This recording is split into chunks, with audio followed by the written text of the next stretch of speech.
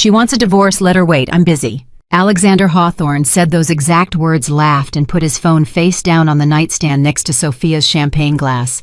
His wife had just sent legal papers to his office. Papers that took 14 months to build. Papers that carried the signature of the most feared divorce attorney in New York. And this man, this billionaire who controlled thousands of employees, who named buildings after himself, who had spent 5 years slowly crushing the woman he married into something silent and invisible, could not be bothered to read them. He would regret those 7 words for the rest of his life. If this story makes you feel something, subscribe to our channel and hit that notification bell. Drop a comment telling us what city you're watching from. I want to see how far this story travels. Now let's get into it. Claire Whitmore woke up that Monday morning at 5:45, the same time she had woken up every single day for the past 3 years. Not because she had somewhere to be, not because her schedule demanded it, but because sleeping in a bed next to emptiness, even a bed with Egyptian cotton sheets and a mattress that cost more than most people's cars, had stopped feeling like rest a long time ago. She lay still for a moment. The rain was hitting the floor-to-ceiling windows of the penthouse with a sound like applause, like the city itself was clapping for something she hadn't done yet. The other side of the bed was cold. It had been cold since Thursday. Alexander had told her he was flying to Chicago for a business dinner. He had said it the way he said most things to her now, quickly, without eye contact, already walking toward the door before the sentence was finished. She hadn't asked questions. She had learned a long time ago that asking questions only made him irritated. And an irritated Alexander was an Alexander who would spend the next 4 days barely speaking to her, making her feel like a guest in her own home who had violated some unspoken rule she was never given permission to read. So she simply said safe travels and watched him go. But that Monday morning, lying still in that enormous bed, with the rain applauding outside, Claire reached under her side of the mattress and pulled out a manila envelope she had put there 6 weeks earlier. She opened it carefully. She unfolded the papers inside. She read every word, not because she hadn't already memorized them, but because she needed to feel them one more time before she let them go.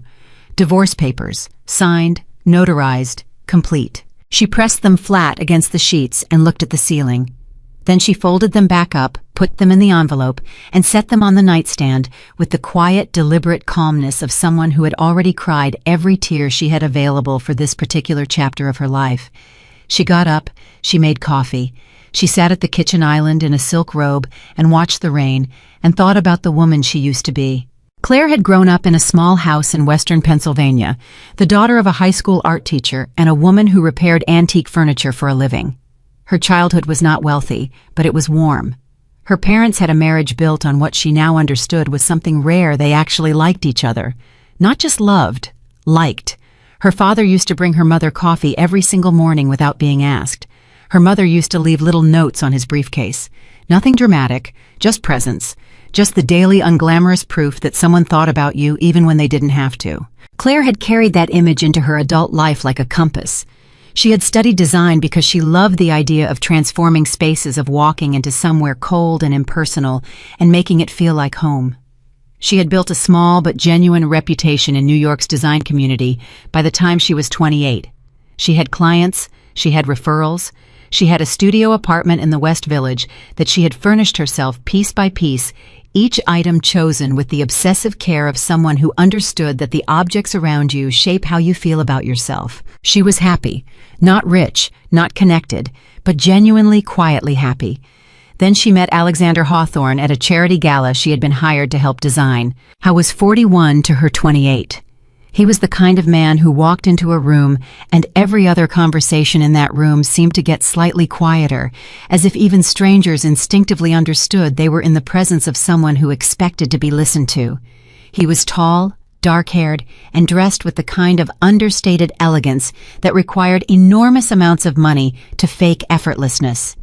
He had a jaw like a sculpture, and eyes that watched you with a focus that felt at first like admiration. He had found her standing in a corner, reviewing the lighting setup for the event, clipboard in hand, hair up, probably paint on her elbow, and he had said, "You're the one who designed this. I've been to 40 of these events, and this is the first one that actually feels like something." She had laughed and said, "That's because most event designers forget that people have feelings." He had stared at her for a moment, like she had just said something that required processing. Then he had said, "Have dinner with me." not asked. Said. She probably should have noticed that distinction. She said yes. And for the first 6 months, he was everything she had ever allowed herself to quietly want in a partner.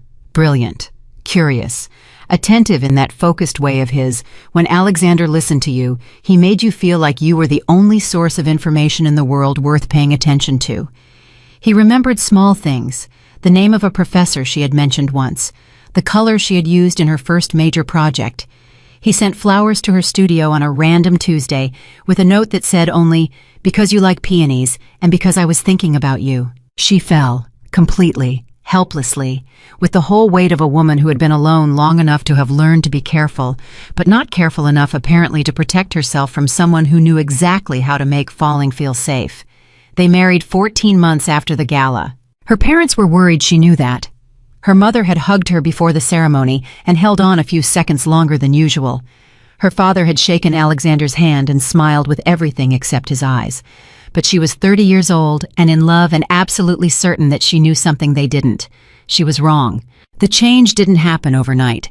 That was the thing nobody ever prepared you for. It wasn't a single moment you could point to and say, "This is when it ended." It was gradual, incremental, like water wearing down stone. You didn't notice the shape changing until one day you looked at what was left and barely recognized it. First, her career became a problem.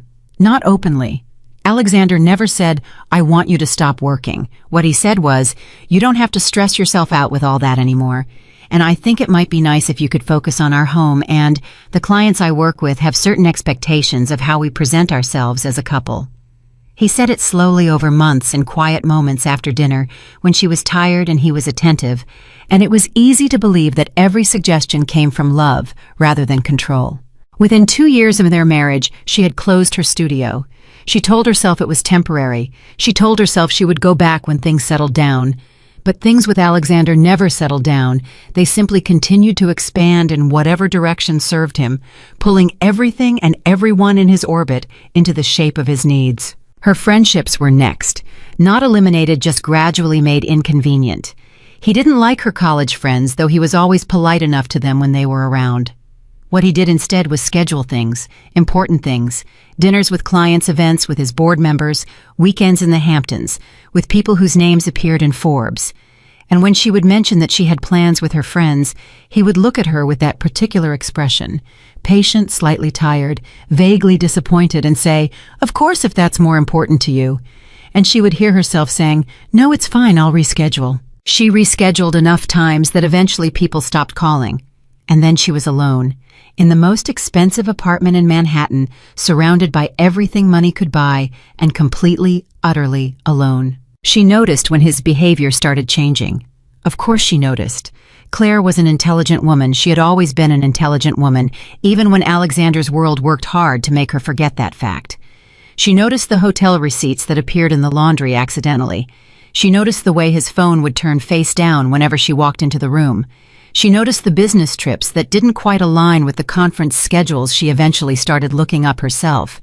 She noticed the way he laughed differently on certain phone calls, lighter, younger, somehow like a version of himself he no longer bothered to bring home. She noticed, and she made a decision that surprised even her. She said nothing. Not because she was afraid, not because she was in denial, but because something had shifted inside her, something cold and clear and strategic that she hadn't known she possessed until the moment she needed it. She realized, sitting with that knowledge in the quiet of their penthouse, that confronting Alexander with emotion would get her nothing except a performance of remorse and a temporary period of increased attention designed to settle her down. She had watched him manage people long enough to know his playbook. He would apologize. He would blame stress.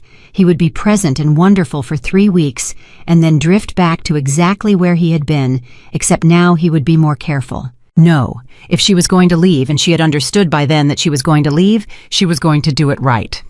She called her college roommate Dana, who was now a family law attorney in Philadelphia. They had dinner in a restaurant 40 blocks from their neighborhood, somewhere Alexander would never have reason to be, and Claire laid out what she knew. Dana listened. Then she said, "Claire, this is bigger than you think." That was when Claire first heard the words hidden assets and prenuptial fraud.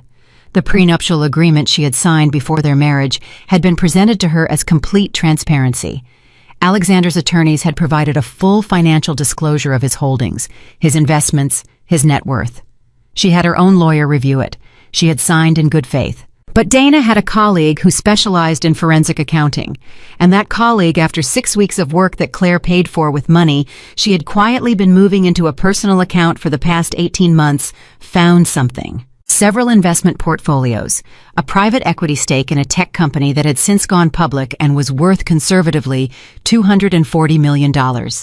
A real estate holding company operating under a name that appeared nowhere in the financial disclosure she had been given before signing. All of it predating their marriage, all of it omitted. Alexander Hawthorne had asked her to sign a legal agreement protecting his fortune, and he had done it by lying about what that fortune was. Claire sat with Dana in that restaurant and felt something settle in her chest. Not anger exactly, though anger was there, something quieter. The particular clarity that comes when a story you have been telling yourself is finally replaced by the truth, and the truth, however painful at least, has the decency to be solid. She said, "How long do I have to build a case?" Dana said, "As long as you need." She took 14 months. 14 months of saying good morning to a man she had decided to leave.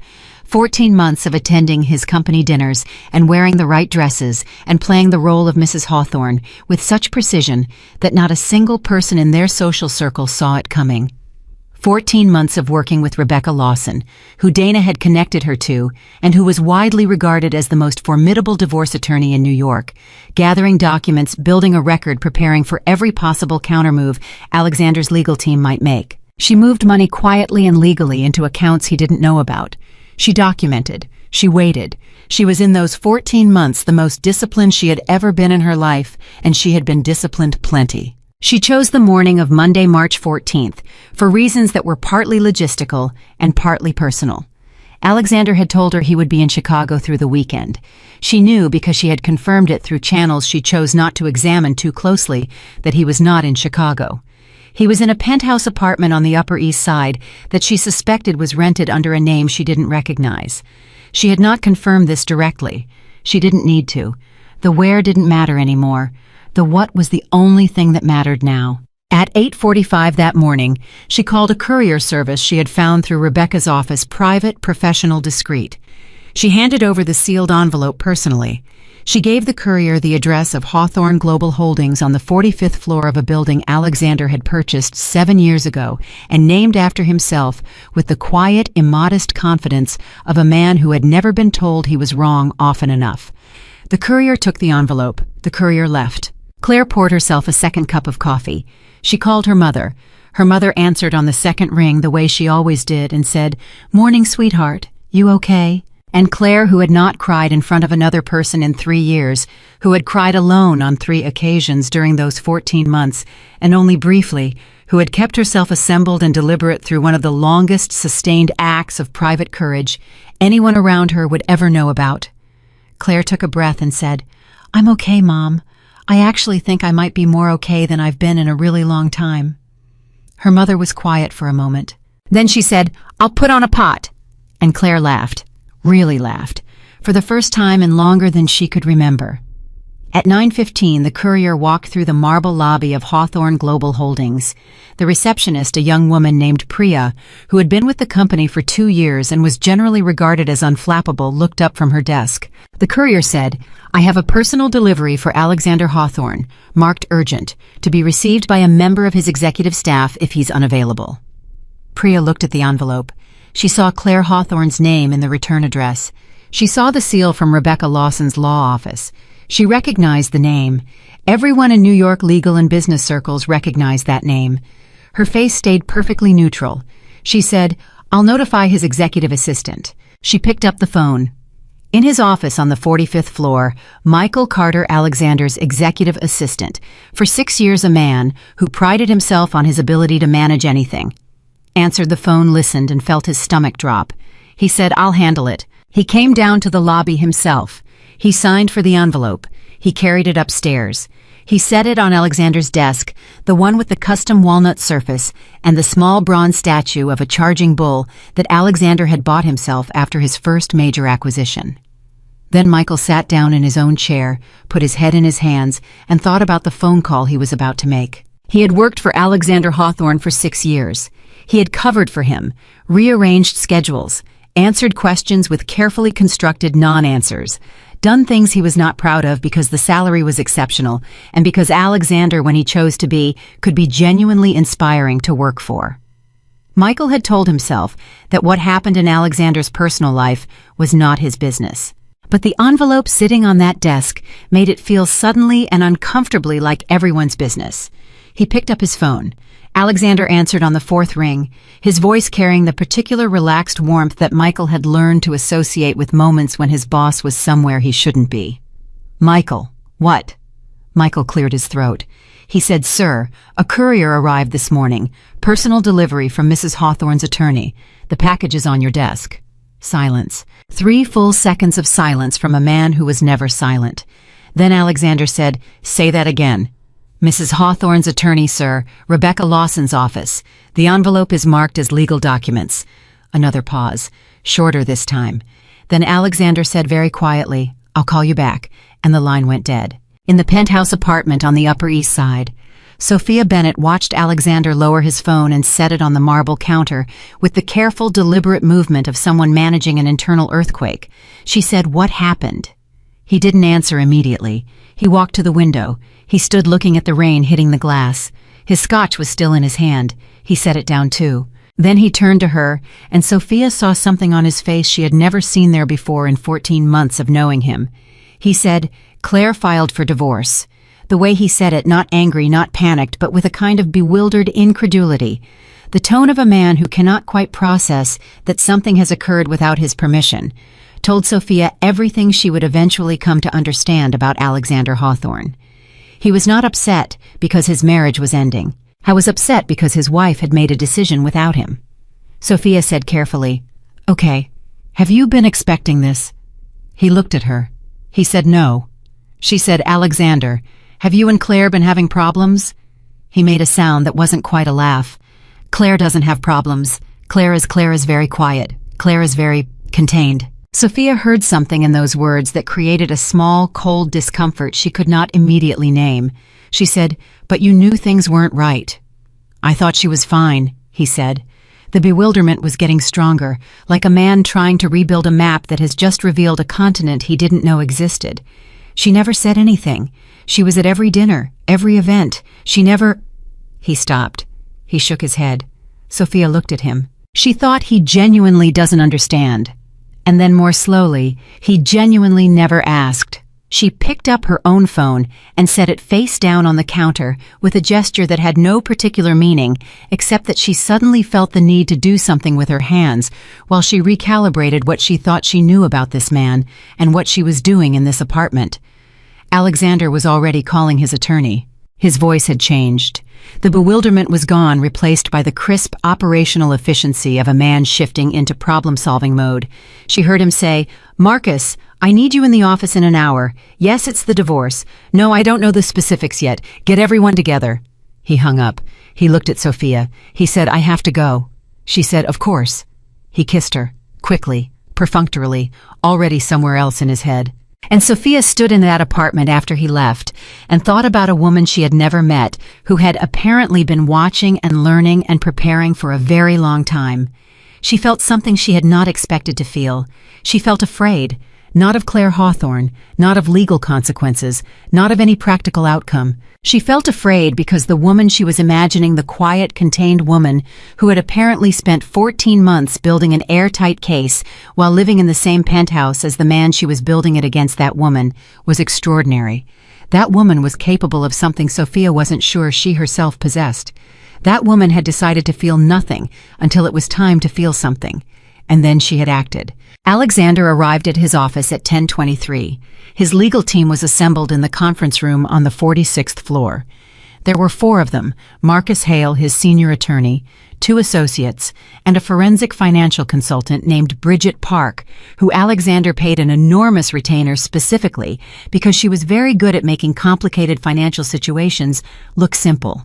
He walked in, he sat down, he said, "Tell me where we are." Marcus Hale was 62 years old, silver-haired, and had seen every variety of high-net-worth marital catastrophe available in the New York legal market. He set a folder on the table and said, "Alexander, I want to be direct with you. Please." The attorney on the other side is Rebecca Lawson. A pause. Marcus watched Alexander absorb that. "I know who Rebecca Lawson is," Alexander said. "Then you know she doesn't take cases she doesn't intend to win, and she is very selective about which cases she takes." Marcus folded his hands. "This means your wife has been working with her office for some time. Cases built with Rebecca Lawson don't get filed impulsively. They get filed when they're ready."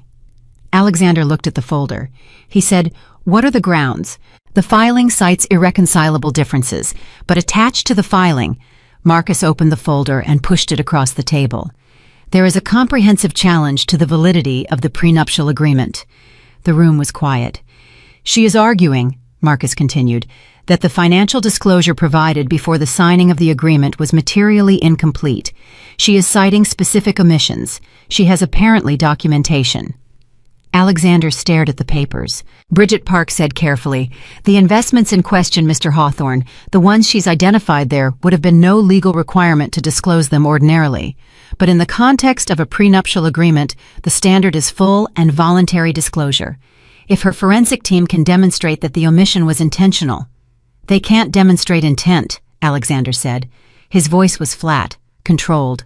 Bridget Park looked at him with an expression that said several things simultaneously, none of them comfortable. Marcus said, "Alexander, I need to ask you a direct question, and I need an honest answer." Alexander met his eyes.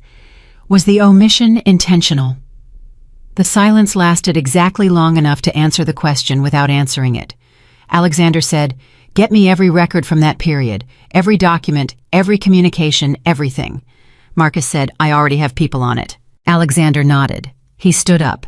He walked to the window, the same gesture he had made in Sophia's apartment. Sophia would have recognized it the way a man goes to a window when he needs something solid and transparent to stand in front of while he thinks.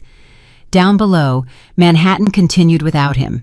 Taxis, people with umbrellas, a city that would keep moving regardless of what happened in this room. He had built this, all of it, from nothing, essentially from a small inheritance and a very large appetite for work and risk and the willingness to do things other people weren't comfortable doing. He had built an empire. He had built his name into something that appeared in newspapers and conference programs and on the sides of buildings. And his wife, his quiet, contained, never says anything. Wife had been sitting in the middle of that empire for 14 months, apparently, with a forensic accountant and one of the most dangerous divorce attorneys in New York, building a case that his own senior attorney was now looking at with an expression Alexander could only describe as troubled. He thought about Claire making coffee in the kitchen in the mornings, Claire choosing a book from the shelf while he was on a call, Claire sitting across from him at charity dinners, speaking when spoken to, laughing at the right moments, wearing the right things, being exactly what was needed. He thought, when did she decide? He thought, how did I miss it? And then because he was Alexander Hawthorne, and because understanding a problem was always the first step toward solving one, he thought, what does she actually want? But even as the question formed, he felt something he hadn't felt in a very long time. He felt uncertain, not afraid. Alexander Hawthorne did not do afraid, but uncertain. The particular discomfort of a man who has built an entire world on the assumption that he is the smartest person in any given room, suddenly confronting the possibility that someone in his most immediate world had been for quite a long time several moves ahead of him. He turned back from the window. His team was watching him.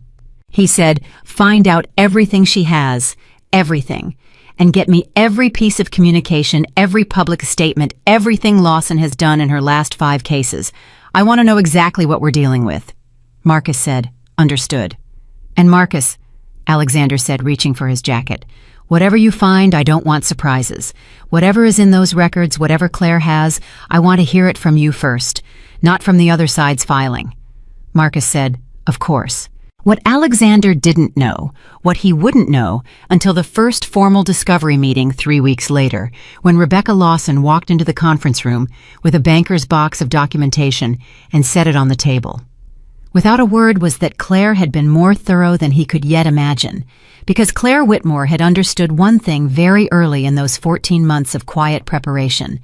Alexander was good at winning, but Alexander had always assumed that winning was his alone to want.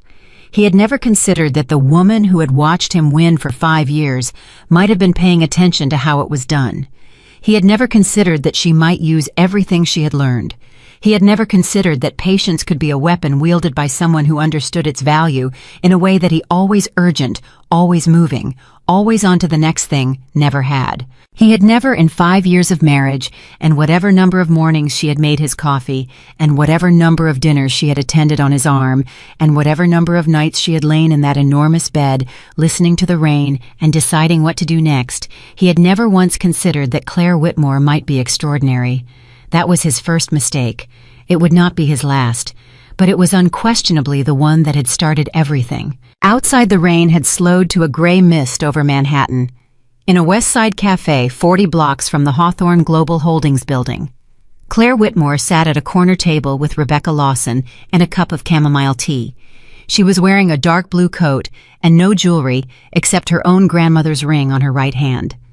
She had taken the wedding band off 3 mornings ago and put it in the drawer of her nightstand with no particular ceremony. Rebecca Lawson was 54, compact, watchful, and had the particular stillness of someone who had spent 3 decades winning against people who assumed they couldn't be beaten. She said, "It's done, as of 9:15 this morning." Claire said, "I know, the courier texted me." Rebecca said, "How are you feeling?" Claire thought about it honestly, the way she had learned to think about things during these 14 months without performance, without the version of herself she had built for Alexander's world. She said, "Like the chapter's over, and the next one hasn't started yet, but I'm not afraid of what it is." Rebecca nodded. She looked at her notes. She said, "They'll call Marcus Hale in immediately. He'll need to review everything. We'll hear from them within 48 hours. When they come, and they will come hard. Claire, I need you to remember something." "What?" "He is going to try to make this about your emotions, about you being hurt, about you being impulsive. That is going to be his frame. A hurt wife who reacted, a woman who made a decision she'll regret." Claire said, "Let him." Rebecca smiled. It was a small smile, but it was genuine. She said, "That's exactly what I wanted to hear." Claire picked up her tea. She looked out the window at the mist over the city. Somewhere across Manhattan she could feel, not literally, but in some way that was real enough, the moment landing, the envelope on the desk, the phone call going out, the world that Alexander had so carefully constructed, beginning in ways he couldn't yet see and couldn't yet stop to shift. She didn't feel triumph. She felt something quieter and more enduring than that. She felt for the first time in 5 years like herself, and that she thought was exactly enough. Marcus Hale had been practicing law in New York for 31 years. He had represented hedge fund managers, tech billionaires, a sitting senator, and once memorably a celebrity whose divorce had made the front page of every tabloid in the country for 6 consecutive weeks. He had seen panic. He had seen denial. He had seen grown men worth 9 figures cry in his conference room, like children who had just learned the world was not going to arrange itself around them forever. But he had never seen anything quite like what Rebecca Lawson put on the table that Tuesday morning. It was 48 hours after the papers landed on Alexander's desk. Alexander had called Marcus 7 times in those 48 hours. 7 calls, increasingly clipped, increasingly demanding, until finally at 11 the previous night, he had sent a single text that said only, "Tell me we're ready." Marcus had replied, "We will be." He had not said "we are," because he was not a man who lied to clients, and in those 48 hours the picture coming together from the financial records he had requested was not a comfortable one. The meeting was set for 9 a.m. in the Hawthorne Global Conference Room. Alexander arrived at 8:40. He was already at the head of the table when Marcus walked in, jacket off, sleeves rolled to the elbow, a cup of black coffee going cold in front of him. He had not slept. Marcus could see that. The particular quality of sleeplessness on a man who normally operated at peak performance was distinctive. A tightness around the jaw eyes that were alert, but running on something other than rest. Marcus set his briefcase on the table. He opened it. He said, "Rebecca Lawson is sending a representative this morning. She will not be here herself." Alexander said, "Why not?" "Because she doesn't need to be." That landed the way Marcus intended it to. Alexander looked at him steadily for a moment and said nothing. The associate Lawson sent was a woman named Catherine Reeves.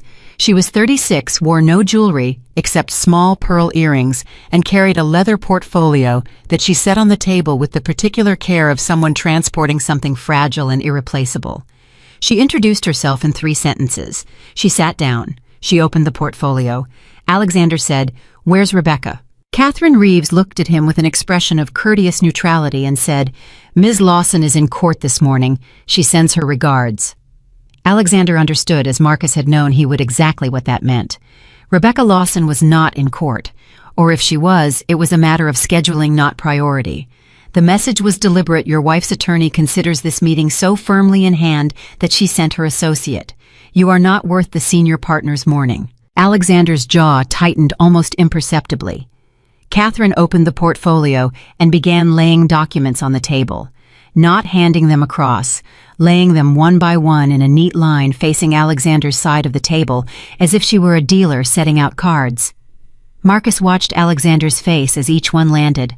The first was a financial timeline, clean, professionally rendered dates and figures in clear columns. It traced 3 investment portfolios from inception to present value. The earliest dated back 11 years, 3 years before Alexander and Claire's marriage. Alexander said, "I know what these are." Catherine said, "Then you know they were not included in the prenuptial financial disclosure. They were early-stage holdings. Their value was speculative at the time of signing. One of them was already generating returns of approximately $4 million annually at the time of signing, Mr. Hawthorne." Silence. Marcus watched Alexander pick up his coffee cup, set it down without drinking. Catherine continued, "The second document is a communication between your legal team and the firm that prepared the original disclosure, dated 18 months before your marriage." She set it on the table. "It is an internal memo discussing which assets to include in the voluntary disclosure and which to classify as, and I'm quoting, outside the scope of marital consideration." The room was absolutely still. Marcus had seen the memo. He had seen it at 2 in the morning when the records request came back, and he had sat at his desk with the particular dread of a man finding exactly what he was afraid of finding. He had not shown it to Alexander yet. He had wanted Alexander to see it here in this room, in this context, so that there was no possibility of a private conversation where Alexander could minimize what it meant. Alexander looked at the memo. He did not pick it up. He said very quietly, "That memo reflects early legal strategy discussions. It doesn't demonstrate intent to defraud." Catherine said, "With respect, Mr. Hawthorne, that's an argument for a judge to evaluate."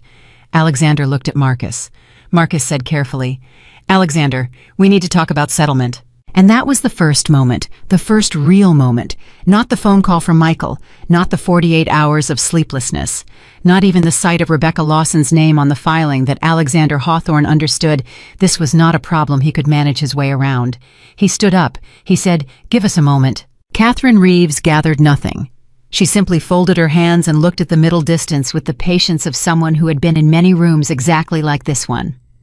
Alexander walked to the far end of the conference room. Marcus followed. Alexander said very low, "How bad?" Marcus said, "The memo is the problem. Everything else, the omitted assets, the valuation at the time of signing, those are arguable. Reasonable people can disagree about how to classify early-stage investments. But that memo reads as deliberate. If Lawson gets that in front of a judge, the prenuptial is vulnerable. And if the prenuptial falls, I know what happens if the prenuptial falls. Then you know we need to talk about what Claire actually wants, not what you think she wants, what she actually wants." Alexander looked at the window. Manhattan spread out 40 floors below, indifferent as always. He said, "She wants to hurt me." Marcus said, "I don't think that's right. I think she wants to leave, and I think she wants what she's owed." She signed the agreement. She signed an agreement built on incomplete information. Alexander, Marcus paused. He chose his next words with the care of a man walking across uncertain ground. "I've known you for 12 years. I have protected your interests in situations I am not proud of. But I am telling you right now as your attorney, and as someone who has watched you operate long enough to understand exactly how you got here, the way through this is not to fight. The way through this is to settle, and to settle fairly, and to do it before this memo becomes public record." Alexander said nothing for a long moment. Then he turned and walked back to the table. He sat down. He looked at Catherine Reeves. He said, "What does she want?"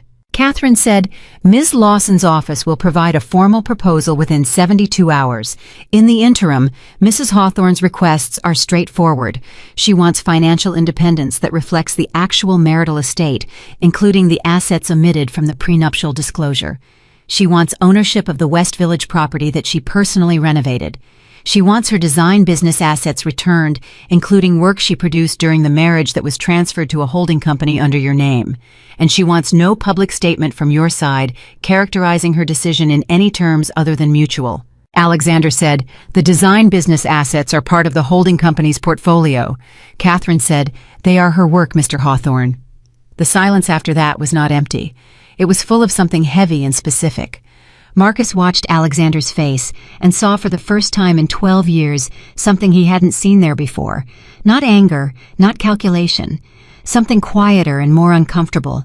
Something that looked, if Marcus was reading it correctly, almost like shame. He looked away to give Alexander the privacy of it. What nobody in that room knew, what would not surface until much later, when the story had already been told, in whatever version Alexander's damage control team was able to construct, was that 30 blocks away in the offices of a financial news publication, a junior reporter named Kyle Brennan had already made 3 phone calls that morning. Kyle was 29, ambitious, in the particular restless way of someone who had worked hard to get somewhere and was not yet sure the somewhere was worth it. He covered the financial sector. He had sources in 3 of the major law firms that handled high-net-worth divorce in New York, not because anyone had sanctioned these relationships, but because he had spent 2 years buying coffee for paralegals and junior associates and listening carefully. One of those sources had texted him at 7:45 that morning. The text said, Lawson filed against Hawthorne, Tuesday, check the public record. Kyle had checked the public record. Then he had called his editor. His editor had said, how solid is this? Kyle had said, solid enough to start making calls. His editor had said, make them. Kyle's first call was to a financial analyst he knew who covered Hawthorne Global Holdings. His second call was to a society reporter at a major newspaper who covered the social world. Alexander and Claire had inhabited for 5 years. His third call was to a source inside the building where the filing had been made, a source who confirmed that yes, the courier had delivered to the 45th floor personally, and yes, the name on the return address was Claire Whitmore, not Claire Hawthorne. She had already gone back to her own name on the filing. Kyle wrote that detail down and underlined it twice. He didn't have the full story yet. He wouldn't publish without it. But he had enough to know that Alexander Hawthorne's carefully constructed public image, the self-made titan, the decisive leader, the man of precision and control, was sitting on top of something that was about to become very public, very fast. He started writing his notes. In the weeks that followed, Alexander did something that surprised everyone who knew him. He did not counterattack. His instinct, the instinct that had built Hawthorne Global from a mid-sized fund into a billion-dollar empire, was always to go forward. Find the pressure point, apply force, don't give ground. Marcus had spent 12 years watching that instinct win. He had also spent those same 12 years occasionally wondering what would happen when it encountered something it couldn't outrun. Now he was watching. Alexander hired additional attorneys. He hired a private investigation firm, something Marcus had strongly advised against, in a conversation that Alexander had listened to politely and then done what he wanted anyway. The firm came back with nothing useful. Claire's personal life during the marriage had been exactly what it appeared to be, quiet, private, and impeccably managed. She had not had an affair. She had not made financial moves that could be characterized as reckless or vindictive. She had, by every measurable standard, been an exemplary spouse in a marriage that was costing her everything. The private investigation firm's report sat on Alexander's desk for 2 days. He didn't discuss it with Marcus. He filed it away. He also, during this period, made a mistake. It was small in the context of everything happening. But small mistakes had a way in situations like this one of metastasizing. He called Claire. It was a Wednesday evening, 3 weeks after the filing. He called her from his personal cell phone, not through attorneys, not through any channel that Rebecca Lawson had established for communication between the two parties. He called her directly, which was a violation of the informal protocol that had been set up specifically to prevent exactly this kind of impulsive contact. Claire answered. Of course she answered. She had been expecting him to try eventually. He said, we need to talk, just us, without the lawyers. She said, Alexander, He said, "Claire, please, He stopped, started again. "I want to understand what happened. I want you to tell me." She was quiet for a moment. Then she said, "What do you think happened?" "I think..." Another stop. She could hear him breathing, could hear the particular quality of a man trying to assemble words around something he didn't fully have language for yet. "I think I wasn't paying attention, and I want a chance to..." "To what?" Her voice was calm, not cold, just very, very clear. "To fix it," she said. "There's nothing to fix, Alexander. This isn't a problem. This is a decision. Claire, you should call Marcus. Please don't call me again outside the legal process." She hung up. She sat with the phone in her hand for a moment. Her heart was beating faster than she wanted it to. Not from fear, not from grief exactly, from the particular physical effort of holding steady against something that had once been able to move her completely. She had loved this man. That was the part people never understood about situations like this. It wasn't that she had stopped loving him before deciding to leave. It was that she had understood slowly, and then all at once, that loving him was no longer enough reason to stay. That love without respect was a room with the walls moving inward. That she had been getting smaller in that room for 5 years, and the only way to stop was to walk out the door. She put the phone down. She picked up a design sketchbook she had bought the previous week, the first one she had purchased in 3 years, and she opened it to a blank page. She drew a window, just a window, simple, the thing she had looked out of for 5 years while waiting to be herself again. Rebecca Lawson called the next morning. Her voice was not warm. She said, "Did Alexander call you last night?" Claire said yes. "And you answered?" "Yes." A pause. Then Rebecca said, "Claire, you answered." "I know. We have a communication protocol in place specifically to..." "I know, Rebecca. I wanted to hear his voice." The admission surprised even Claire slightly as it came out of her mouth. Rebecca was quiet on the other end. When she spoke again, the professional edge had softened a fraction. She said, "What did he say?" "He wanted to fix it."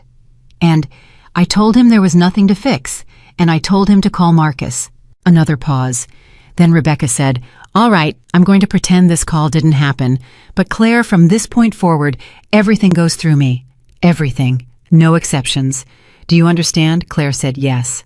"Because he is going to try again. The direct appeal, the emotional conversation that is a tactic as much as it is genuine. Probably it's both. With men like Alexander, it usually is. They mean it in the moment. But they also know that if they can move you emotionally, they have leverage. Don't give him leverage." Claire said, "I won't." She believed it when she said it. The twist that changed everything came not from the legal proceedings, not from Alexander's attorneys, not from any of the expected directions. It came from Sophia. Sophia Bennett had not contacted anyone since the morning Alexander walked out of her apartment. She had gone to her own office. She had done her work. She had handled her clients and returned her calls and gotten through the days with the focused efficiency of someone managing a situation by refusing to think about it directly. She told herself it was not her business. She told herself Alexander was handling it. She told herself she was not responsible for what happened between a husband and wife she had never been formally introduced to. But the night the story appeared in the financial press, a carefully worded piece by Kyle Brennan that cited sources close to the proceedings and described a divorce filing that challenged the validity of a prenuptial agreement amid allegations of financial non-disclosure, Sophia sat in her apartment and read it 3 times. Then she opened her laptop. She pulled up the public filing records. She found the filing. She read the summary of the grounds. She read the description of the assets alleged to have been omitted from the prenuptial disclosure. She thought about the night 8 months earlier when she had asked Alexander directly about his financial structure, not as his mistress, but as a financial consultant, because she had been helping him think through a portfolio, restructuring, and certain numbers weren't adding up in a way she understood. She had asked him about the real estate holding company. She had asked him about a private equity position she had seen referenced in a document he showed her. He had said, "That's outside the scope of what we're working on." She had accepted that. She was a professional. She understood scope limitations. But sitting in her apartment reading Kyle Brennan's article, she understood something she hadn't let herself understand before. She had been used, not just in the personal sense, not just as a woman who had been told things that weren't true by a man who needed her to believe them, but professionally. He had used her consulting expertise to think through structures she now suspected were specifically designed to obscure assets during a period when his marriage was deteriorating and legal vulnerability was increasing. She had helped him, unknowingly. She had helped him do exactly what Claire Whitmore's attorneys were now alleging he had done. She sat with that for a long time. Then she picked up her phone and called her own attorney. Her attorney was a woman named Patricia Osei, who had helped Sophia structure her consulting business 5 years earlier and who Sophia trusted completely. Patricia answered on the second ring. Sophia said, "I need to talk to you about something, tonight if possible." Patricia said, "How serious?" Sophia said, "Serious enough that I don't want to do this on the phone." Patricia said, "Come now." They met at Patricia's home office. Sophia laid out everything, the relationship, the consulting work, the documents she had seen, the questions she had asked, that Alexander had redirected the specific portfolio restructuring conversation from 8 months prior. She did not editorialize. She had trained herself for years to present facts without emotional overlay when she was in a professional context. She presented the facts. Patricia listened without interruption until she was done. Then she said, "Do you have documentation of the consulting work you did for him?" Sophia said, "Yes, everything. Invoices, work, product, email, communications." Patricia said, "The real estate holding company he mentioned. Do you remember which document you saw that referenced?" Sophia said, "I have a copy. He sent it to me digitally, and I saved it to my work files. Standard document retention." Patricia looked at her carefully. She said, "Sophia, I need to ask you something, and I need you to hear it without reacting." Sophia said, "Ask." Patricia said, "Rebecca Lawson is handling the other side of this divorce." Sophia said, "I know. If what you're describing is what I think it is, if Alexander used your professional services as part of a strategy to structure assets in a way that obscured them during a vulnerable legal period, then you may have information that is directly relevant to their case." Sophia said nothing. Patricia said, "I'm not telling you what to do. I'm telling you what your situation is." Sophia said, "If I come forward with this with any of it, your professional reputation takes a hit, temporarily. But you were not complicit. You were a consultant who was not given the full picture by a client. That happens. Courts understand that." "And personally," Patricia said simply, "personally, you have to decide what you can live with." Sophia drove home that night and thought about Claire Whitmore. She had never met her. She had spent 8 months telling herself that what happened between a man and his wife was not her responsibility. She had believed that as completely as she could manage because the alternative that she was part of something that was hurting someone was not a version of herself she knew how to hold, but the article and the filing. And the memo that Kyle Brennan had described in careful sourced language that left very little room for interpretation. And the portfolio restructuring conversation from 8 months ago. And the question she had asked that Alexander had redirected, outside the scope. She thought I should have pushed. I should have asked twice. She thought I didn't ask twice because I didn't want to know. She thought, that is not the same as innocence. She called Patricia at 7 the next morning. She said, "Set up the meeting." Patricia said, "With Lawson's office." Sophia said, "Yes." Patricia said, "Are you sure?" Sophia said, "I'm sure that I'm not going to sit on information that might matter because it's uncomfortable for me. So yes, set it up." The meeting happened 4 days later. Sophia did not attend in person. Patricia had arranged a consultation through proper channels at arm's length, with Sophia's documentation provided in advance. But the effect of that documentation on Rebecca Lawson's case was, as Marcus Hale would later describe to a colleague in the particular stunned tone of someone recounting a natural disaster, like pouring gasoline on something that was already burning perfectly fine on its own. Because what Sophia's consulting records showed specifically a portfolio restructuring completed 8 months prior that moved significant assets through the real estate holding company into structures that would be extremely difficult to liquidate or value in a divorce proceeding was not just additional evidence of omission. It was evidence of active concealment during the marriage. During the marriage, not before it, not in the murky territory of what should have been disclosed in a prenuptial agreement. After, while Claire was living in the penthouse, while she was attending the dinners, while she was preparing her case, he had been moving pieces on the board the entire time. Marcus Hale received the discovery notice on a Thursday afternoon. He read it once. He read it again. He called Alexander. Alexander answered immediately, which told Marcus he had been waiting. Marcus said, "We need to meet, tonight." Alexander said, "How bad?" Marcus said, "Come to my office." When Alexander arrived, Marcus did not offer him anything. He set the discovery notice on the desk and turned it to face him. Alexander read it. His face went through several things in rapid succession: disbelief, calculation, and then something that Marcus had genuinely never seen on that face before: fear. Not the theatrical managed version of concern that powerful men sometimes performed. Actual fear, the kind that settled into the eyes and stayed there regardless of what the rest of the face was doing. Marcus said, "The restructuring." Alexander said nothing. Marcus said, "Alexander, I am your attorney. Whatever you tell me stays in this room. But I need to know, was the restructuring 8 months ago related to the deterioration of the marriage?" Alexander said, "I was protecting my assets." Marcus said, "During the marriage.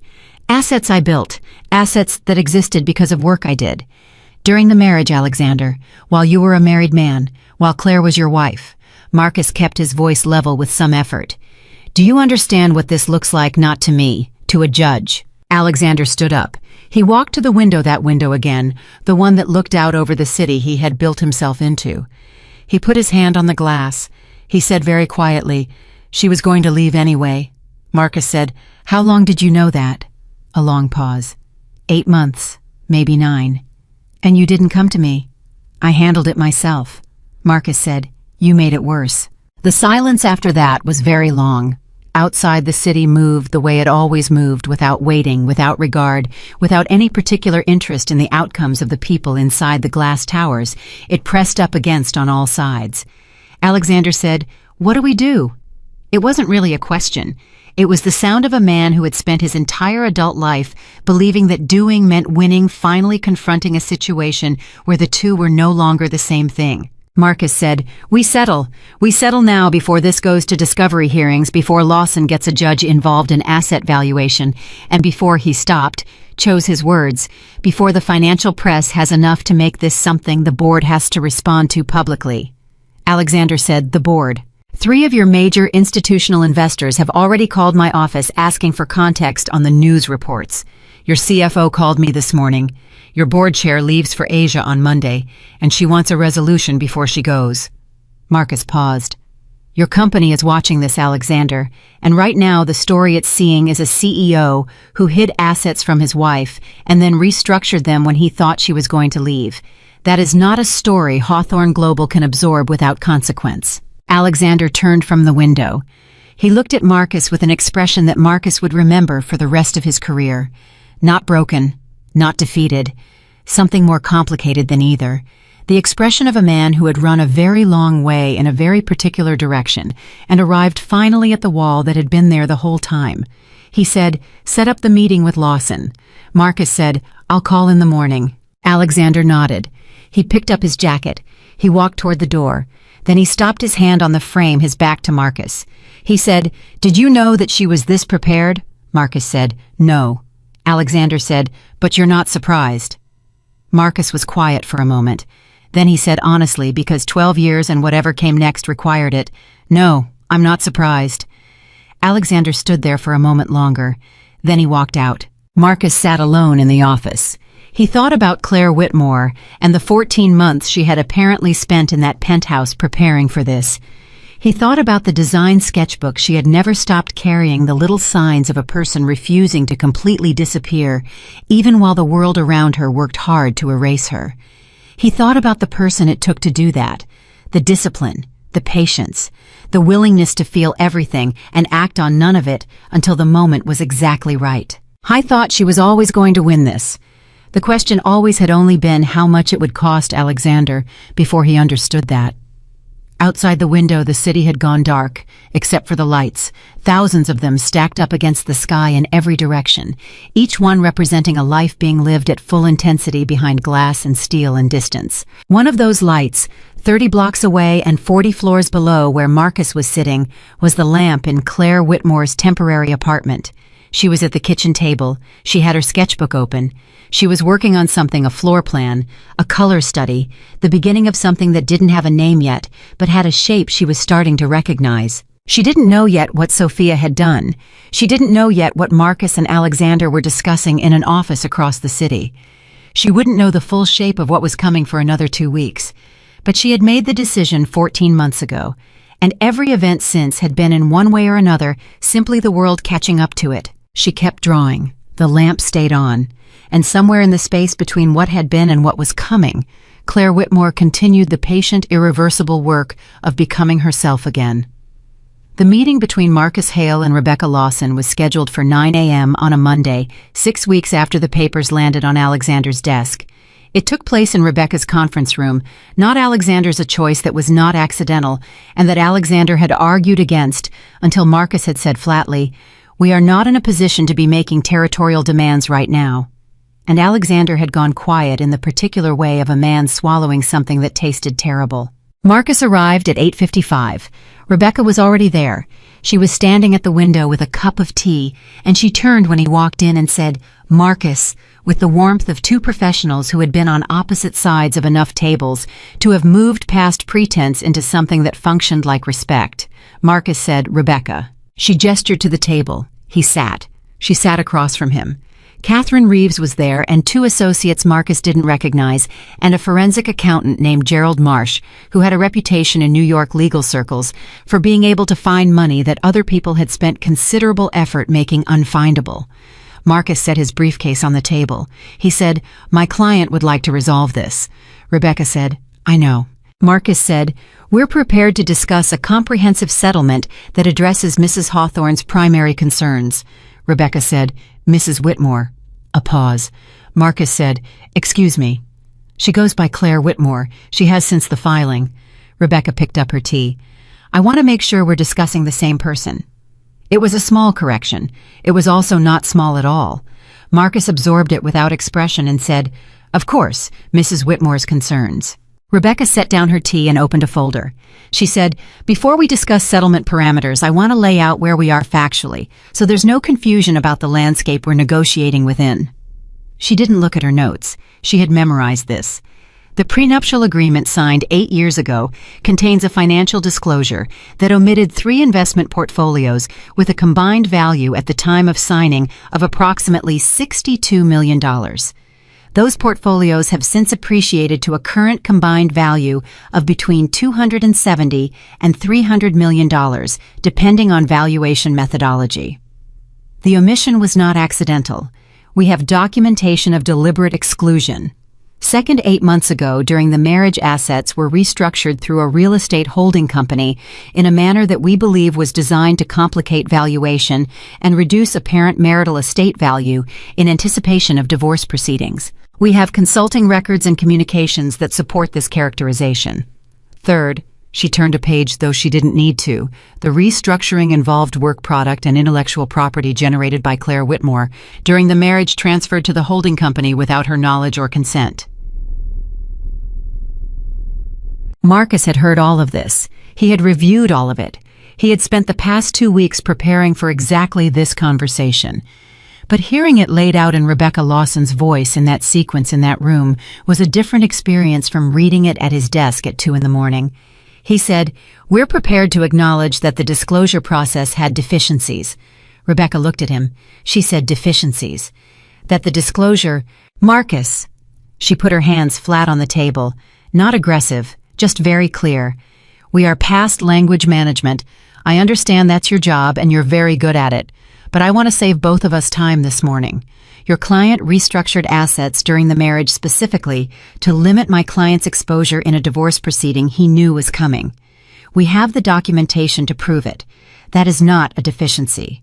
In front of a judge with Gerald's analysis and the records we now have, that is fraud. So let's talk about what Claire Whitmore deserves, and let's talk about it in terms that reflect what actually happened. And then maybe we can get this resolved before your client's board meeting on the 15th. The silence after that lasted about 4 seconds. Marcus said, "What does she want?" Rebecca said, "Everything she's owed." And that was when the negotiation began in earnest. What nobody told you about high-stakes divorce negotiations was how exhausting they were for the people who weren't in the room. Claire had been told to stay away from the process as much as possible during this phase. Rebecca had been clear about that, not because Claire wasn't capable, but because the emotional weight of sitting in a room while attorneys discussed your marriage in the language of assets and valuations and legal exposure was a weight that served no productive purpose. Rebecca would handle this. Catherine would handle this. Claire's job was to live her life and to be reachable and to trust the team she had spent 14 months building. Claire was trying. She had moved into a rental apartment in the West Village 6 weeks ago, a 2-bedroom on a tree-lined street that she was paying for with money from the personal account she had been quietly building for 18 months. It was not luxurious. The kitchen was small and the floors were slightly uneven, and the radiator made a sound at 3 a.m. that she had not yet identified. But it was hers. Every object in it was hers, chosen by her, arranged according to her own instincts, without reference to how it would look to a client or a business associate, or a man who had strong opinions about what his home should communicate about him. She had bought a plant, a large, complicated fern that required attention and misting and specific light conditions. She had killed 2 plants during her marriage, not because she didn't care, but because she had been so focused on maintaining everything else that small, quiet living things didn't get what they needed. The fern was alive. It was, in fact, thriving. She took this as a sign of something she chose not to examine too closely, because examining it might break the spell. She was working again, slowly, carefully, with the particular caution of someone returning to something they loved after a long absence and weren't entirely sure still fit. She had reached out to 2 former clients, women she had worked with before the marriage, who had continued to ask after her through the years, in the way that good clients do, maintaining the connection even when it wasn't useful to them. Both had responded within 24 hours. Both had projects, small ones initially, but real ones. She had a drafting table set up in the 2nd bedroom. She had supplies, pencils, color samples, the specific brand of tracing paper she had always preferred, and which Alexander had once described as a hobby expense, with an inflection that made it clear he considered the word hobby a diminishment. She drew in the mornings before her phone started. She drew late at night when the radiator woke her up. She was rebuilding the muscle memory of creativity, and it was harder than she expected and more necessary than she had understood. It was on a Tuesday morning, 3 days into the formal negotiation process, that her phone rang with a number she didn't recognize. She almost didn't answer. She had been screening carefully. The financial press had found her name, and she had received 2 media inquiries in the past week that Rebecca's office had intercepted. But something made her pick up. The voice on the other end was a woman's. Composed, professional, but with an undertone of something effortful in that composure. She said, "Is this Claire Whitmore?" Claire said, "Who is this?" A pause. "My name is Sophia Bennett." The silence that followed lasted perhaps 3 seconds. It felt considerably longer. Claire said, "How did you get this number?" Sophia said, "I'm sorry. I know this isn't appropriate. My attorney would be furious with me right now, but I needed to call you directly. Just once. I'm not going to ask you for anything, and I'm not going to make excuses. Another pause. "I wanted to say I'm sorry, for my part in this, for what I didn't know, and for what I probably should have looked harder to find out." Claire stood in her kitchen with the phone against her ear. The fern was on the windowsill behind her, catching the morning light. She looked at it while she thought about what to say.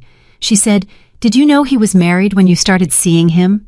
Sophia said, "Yes." At least she didn't lie. Claire registered that. She said, "Did you know about the assets, the restructuring?" Sophia said, "No, I found out the same way you did, reading it in the press." She paused. "Some of the consulting work I did for him, I believe he used it in ways I wasn't fully informed about. I've provided documentation to your attorney's office." Claire said, "I know, Rebecca told me." Sophia said, "Okay." Another silence. Claire thought about anger. She examined it from a distance, the way she had learned to examine things during those 14 months, not performing the feeling, just identifying it accurately. The anger was there. It was real. But underneath it was something more complicated, something that had more to do with Alexander than with Sophia, the recognition that Sophia had been used too in different ways and for different purposes, but used nonetheless. She said, "Why are you calling me Truly?" Sophia said very quietly, "Because I didn't want you to think I was someone who didn't care what happened to you, even if I have no right to care, even if my caring doesn't change anything." Claire was quiet for a long moment. Then she said, "I don't hate you, Sophia. I want you to know that. I'm not going to tell you this is fine or that none of it hurt, but I don't hate you." She paused. "He's very good at making people feel like they're the only one who really understands him. I know exactly what that feels like." Sophia's breath on the other end of the line changed, something releasing. She said, "He is." Claire said, "Don't let him do it again, to you or anyone else." Sophia said, "I won't." Claire said, "Goodbye, Sophia." She hung up. She stood in the kitchen for a moment. Then she went to her drafting table and picked up a pencil and worked for 2 hours without stopping, because that was the only way she knew to metabolize something too large and too complicated for ordinary processing. The negotiation hit its first major wall on a Wednesday 9 days in. Alexander's team had submitted an initial settlement proposal. Rebecca had read it, set it down, and called Marcus directly. Claire had been told about the call afterward in a conversation with Rebecca that lasted 40 minutes and included several moments of Rebecca using language. Claire had not previously heard from her in a professional context. The proposal offered Claire a cash settlement, significant by most standards, genuinely insultingly small by the standards of the actual marital estate, the West Village property, and a clean separation of her design work. It did not acknowledge the prenuptial fraud. It did not address the asset restructuring. It included a non-disclosure provision that would have prevented Claire from ever speaking publicly about the financial circumstances of the marriage. Rebecca had said to Marcus on that call, "Is this a negotiating position, or is your client genuinely this confused about where he stands?" Marcus had said, "It's a starting position." Rebecca had said, "Then let me give you our response to the starting position. We are going to schedule a discovery hearing in front of Judge Patricia Warren.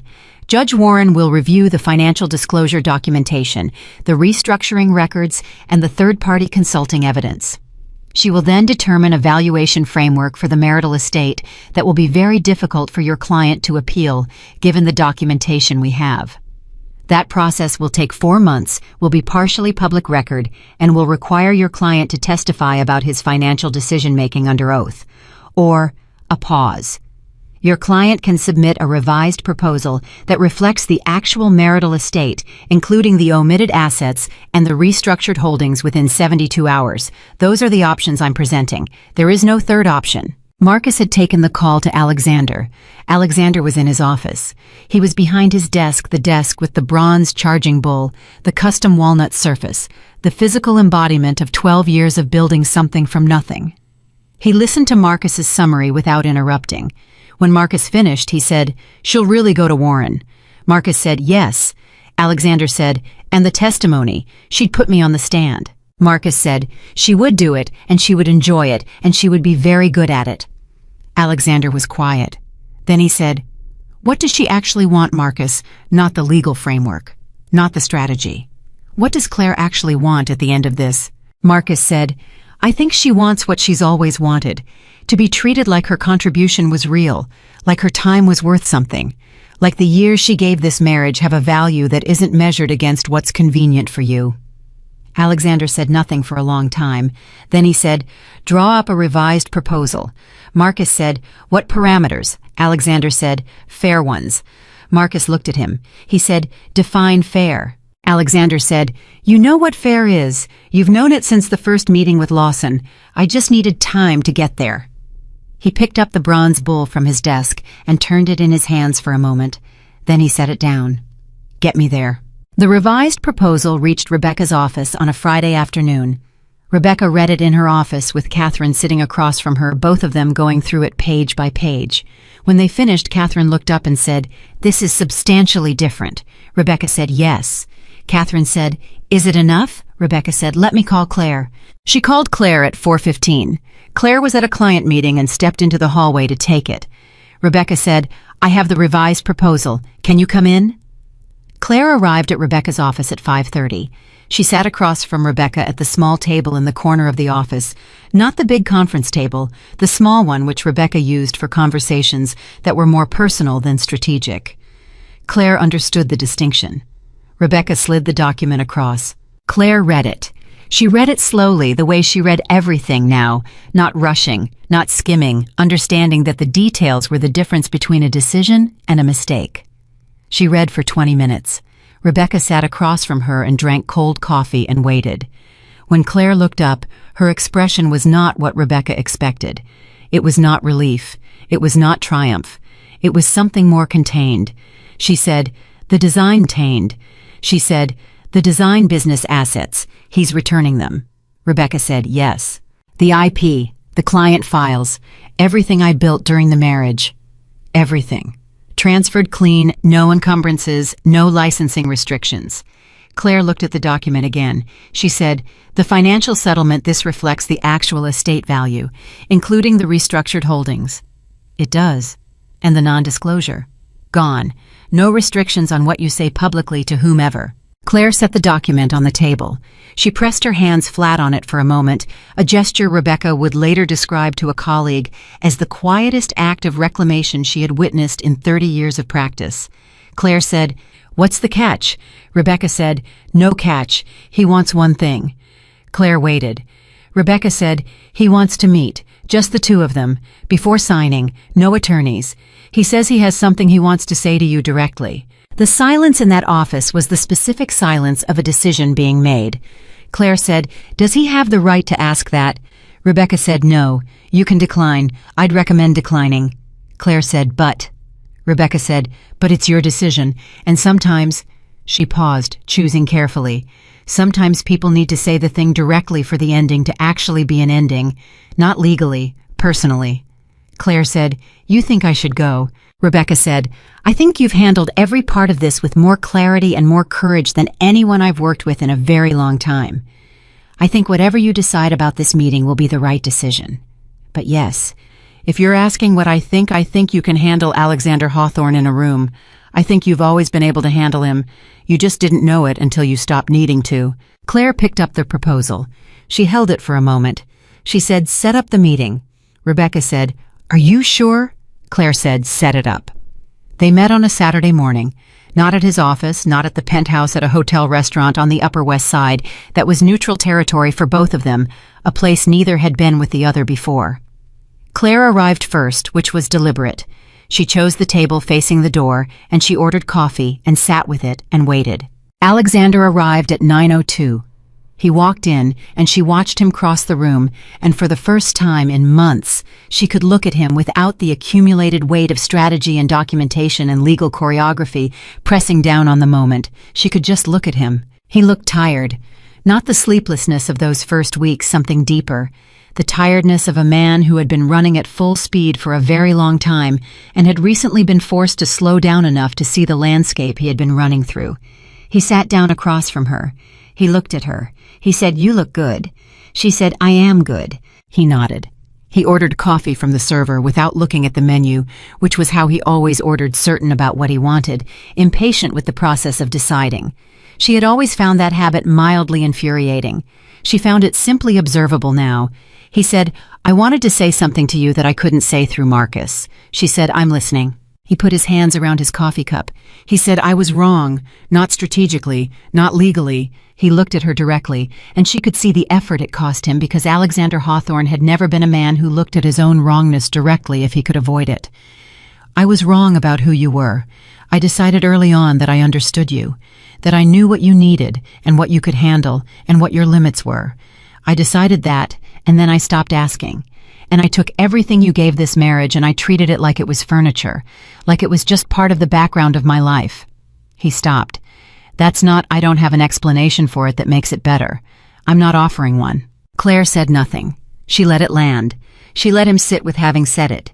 He said, "I didn't know you were this." He stopped again, something working in his face. "I didn't know who I had married. That's the thing I can't get past. I didn't know." She said, "You didn't ask." He said, "No." She said, "You didn't want to know, Alexander. Knowing would have made it harder to do what you did.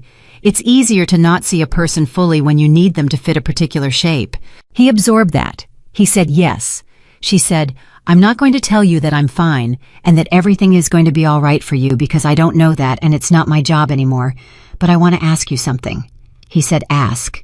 She said, "The restructuring, moving the assets. You did that 8 months ago. That means 8 months ago you already knew the marriage was over. So why didn't you come to me then? Why didn't you say something then?" I was quiet for a long time, long enough that she thought he might not answer. Then he said, because saying it out loud would have made it real, and I wasn't ready for it to be real yet. She looked at him. She said very gently, "That's the most honest thing you've said to me in 5 years." He looked away, something moving across his face that she decided to let be private. She picked up her coffee. She said, "I'm going to sign the agreement, and then I'm going to go back to my life, and I hope—" She paused, meaning it, because whatever else was true, she had loved this man. "I genuinely hope that you find a version of yourself that doesn't need to keep people small to feel large." He said, "Claire," she said, "don't. We've said the important things. Let's let them be the last things." She picked up her bag. She stood. She held out her hand across the table, a handshake deliberate final, the gesture of two people closing a chapter with whatever dignity was available. He looked at her hand for a moment, then he took it. His grip was firm the way it always was. She shook it once and let go. She walked out. He sat at the table with his coffee and watched her go, and didn't say anything else and didn't follow and didn't call anyone. He just sat there alone with the particular silence of a man who has just been given more grace than he deserved by someone he failed to appreciate until it was entirely too late. What happened next happened fast. The settlement agreement was signed on a Tuesday, 11 days after the Saturday meeting. Rebecca's office filed the paperwork on a Wednesday. By Thursday, Kyle Brennan had confirmed the settlement through his sources and published a brief, factual follow-up piece that described the resolution of the divorce proceedings without specific dollar amounts, but with enough context that anyone paying attention to the New York financial world understood the scope. The piece had one line that people would quote later in conversations about both of them.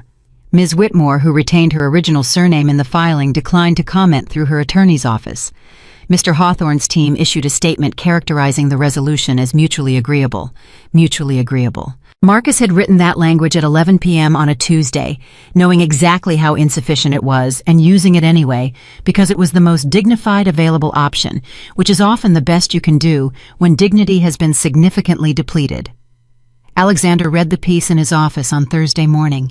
He read the line about mutually agreeable. He set his phone face down on the desk. Michael Carter knocked and put his head in and said, "The board chair is here for the 8:30. Alexander said, "Send her in."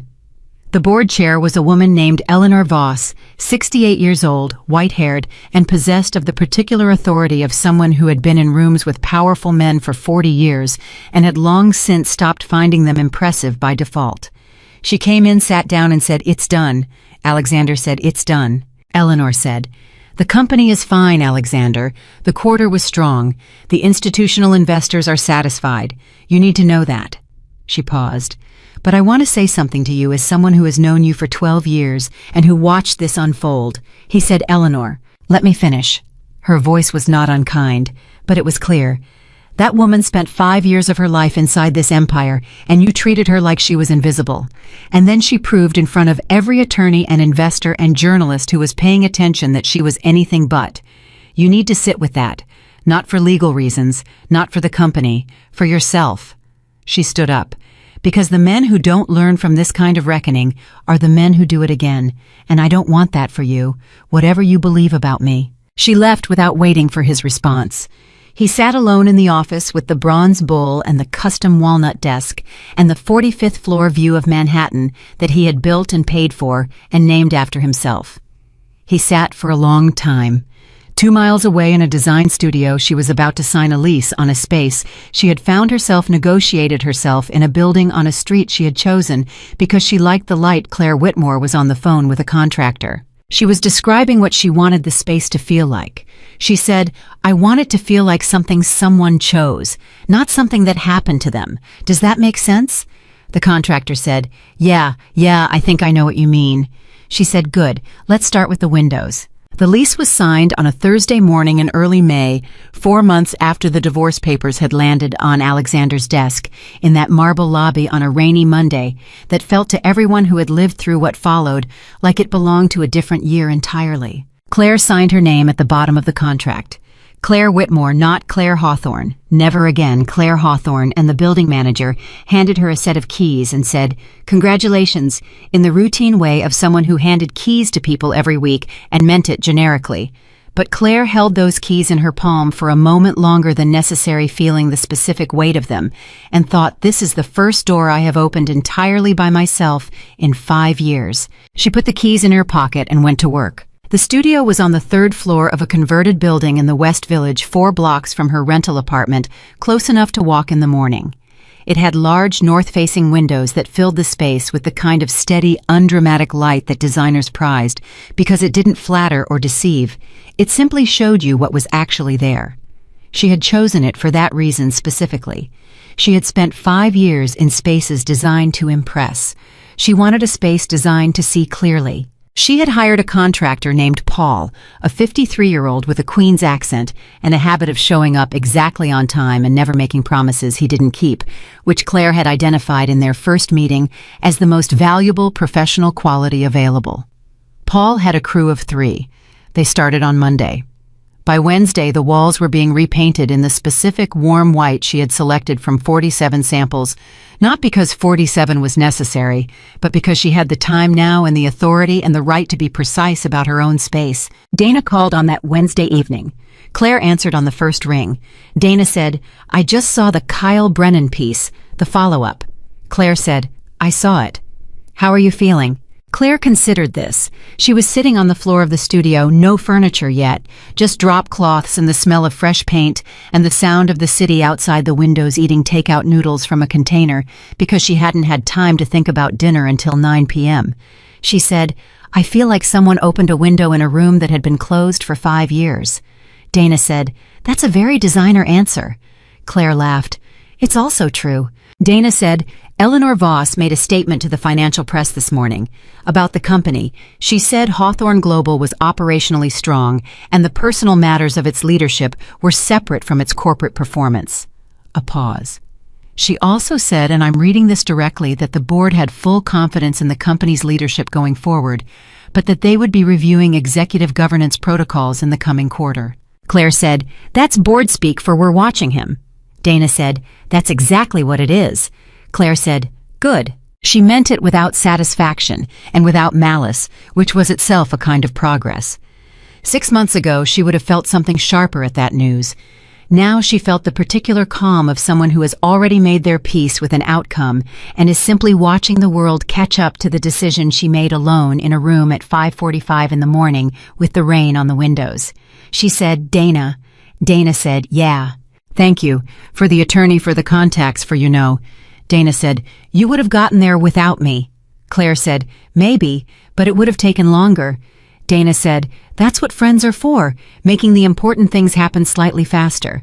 They stayed on the phone for another hour, talking about nothing important and everything necessary, the way women who have known each other for 20 years can do, moving between subjects with the ease of a conversation that doesn't need architecture because the foundation is already solid. When they hung up, Claire finished her noodles and sat for a while longer in the empty studio with the fresh paint drying around her and the city making its nighttime sounds below and the keys to this particular door still in her pocket. She thought, "I am not done yet. I am just beginning." She didn't know at that moment how fully that thought would be tested in the weeks ahead. 3 weeks after the lease signing, the second wave hit. It started, as these things often did, with a phone call that Claire didn't recognize the significance of until well after the fact. It was from a woman named Sandra Okafor, a journalist at a national magazine, not the financial press, not Kyle Brennan's territory, but a publication that covered culture and business and the intersection of the two, the kind of magazine that shaped how people understood stories rather than simply reporting the facts of them. Sandra had left a voicemail, professional, warm, specific. She said she was writing a piece on women in the design industry who had navigated significant personal and professional disruption and rebuilt their practices. She mentioned 2 other women she was profiling. She said she had come across Claire's name through the design community and was interested in her story. Specifically, she said the design work Claire had been producing before her marriage, which Sandra described as genuinely distinctive after apparently having researched it. She did not mention Alexander by name. She did not mention the divorce. She asked specifically about the design work. Claire called Rebecca before she called Sandra back. Rebecca said, "What does she want?" Claire said, "She says she wants to talk about my design work." Rebecca said, "What does she actually want?" Claire said, "Probably the whole story." Rebecca said, "Do you want to give it?" Claire thought about that for a moment. She thought about the non-disclosure provision that had been in Alexander's first settlement proposal and that she had declined to sign. She thought about the reason she had declined, not because she had planned to go to the press, but because she had refused to sign away her right to her own story under any circumstances. Her story was hers. What she chose to do with it was a separate question. She said, "I want to talk to her, but I want to do it my way, my terms." Rebecca said, "Then let me call her first. Let me establish the parameters." Rebecca called Sandra. Rebecca was very good at establishing parameters. The call lasted 22 minutes. Afterward, Rebecca called Claire and said, "She's legitimate. The piece is real. She's not going to ambush you. But Claire, if you talk to this woman, the story becomes public in a way it hasn't been yet. Right now, it's a financial press story. It's business news. If you sit down with Sandra Okafor, it becomes a human story. It becomes something people talk about at dinner tables." Claire said, "I know." Rebecca said, "Is that what you want?" Claire said, "I want people to understand that what happened to me can happen to anyone. To any woman who loves someone and trusts that love and then discovers that the trust was being exploited. I don't want it to be a revenge story.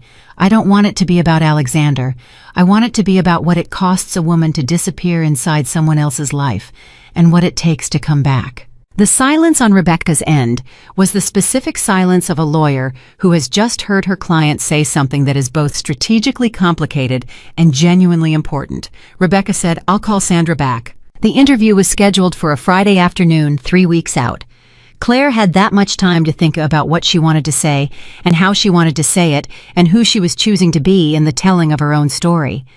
She spent that time deliberately not preparing talking points, not rehearsing, but simply living as clearly as she could, so that when the moment came to describe what she had been through, she would be describing it from the other side. Meanwhile, Alexander was having the worst quarter of his professional life, and he was having it publicly. The board review that Eleanor Voss had announced produced 6 weeks after it was announced a 30-page report on executive governance at Hawthorne Global Holdings. The report was technically about the company's decision-making protocols and risk management frameworks. It was actually about Alexander.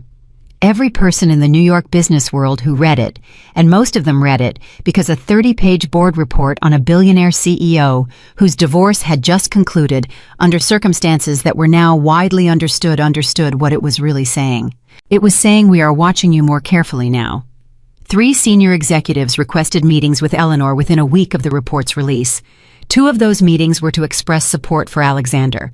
One was to ask very carefully and with considerable diplomatic skill about succession planning. Alexander found out about the 3rd meeting. He didn't find out from Eleanor, he found out from a source inside the board that he had cultivated over years precisely for moments like this. He called Marcus. He said Donovan met with Eleanor. Marcus said, "I heard." He asked about succession. Marcus said, "Alexander. He's been with this company for 11 years. I hired him. I built this company and I hired him, and now he's sitting in Eleanor Voss's office asking about who runs it next." His voice was controlled, but only just the kind of control that was its own form of visible effort. "Do you understand what I'm telling you?" Marcus said. "I understand, and I want you to hear something." Alexander said, "What?" "This is not the divorce anymore. The divorce is done. What you're dealing with now is the consequence of 12 years of running a company, as if your personal authority was the same thing as institutional authority. Those are not the same thing. They never were. You just never had a reason to feel the difference before."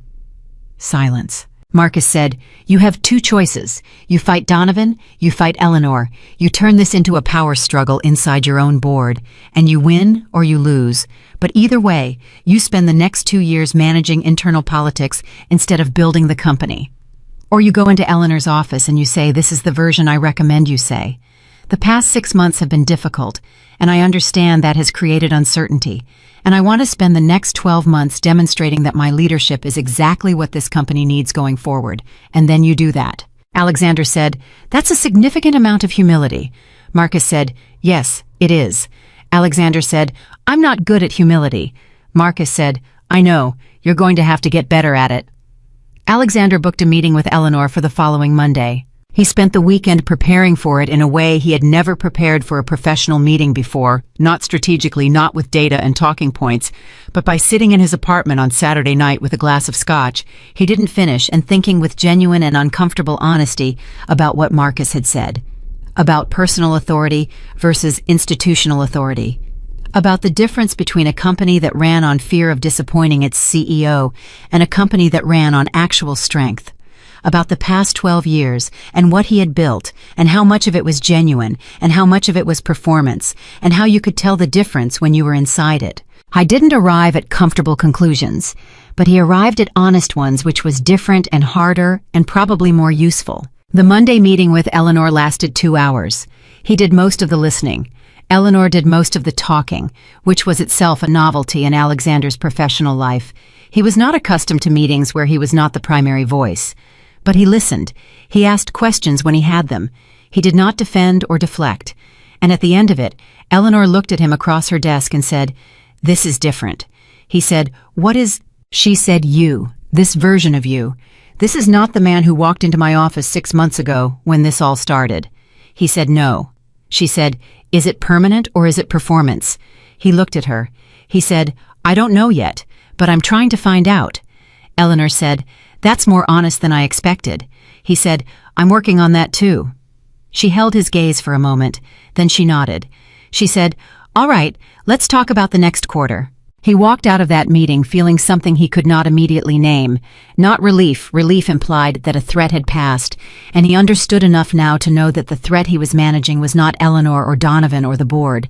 The threat was himself, the version of himself that had operated for 15 years, on the assumption that intelligence and will and the ability to outmaneuver every situation was the same thing as wisdom. It was not. He was at 49 years old beginning to learn the difference. It was painful. It was necessary. He had no one to blame for the timing but himself. The twist that Claire did not see coming arrived on a Tuesday afternoon, 6 weeks before the magazine piece was scheduled to publish. She was in the studio working with a client, a woman named Margaret, 61, recently retired, who wanted to redesign her home in a way that reflected who she was now, rather than who she had been when she'd first furnished it 30 years ago. It was exactly the kind of project Claire loved, the kind that was fundamentally about identity rather than aesthetics, and she was deep in the conversation when her phone buzzed on the table. She glanced at it. The name on the screen was one she had not expected to see. Her mother-in-law. Former mother-in-law. Diane Hawthorne. Claire excused herself. She stepped into the hallway and answered. Diane said, "Claire, I know I have no right to call you." Claire said, "Diane, I know. Diane's voice had the particular quality of a woman in her early 70s who had grown up in a world where women managed things privately and who was making an exception she found genuinely difficult. "I just needed to hear your voice and to say I owe you an apology." Claire leaned against the hallway wall. She said, "You don't need to—" "I do." Diane's voice was firm.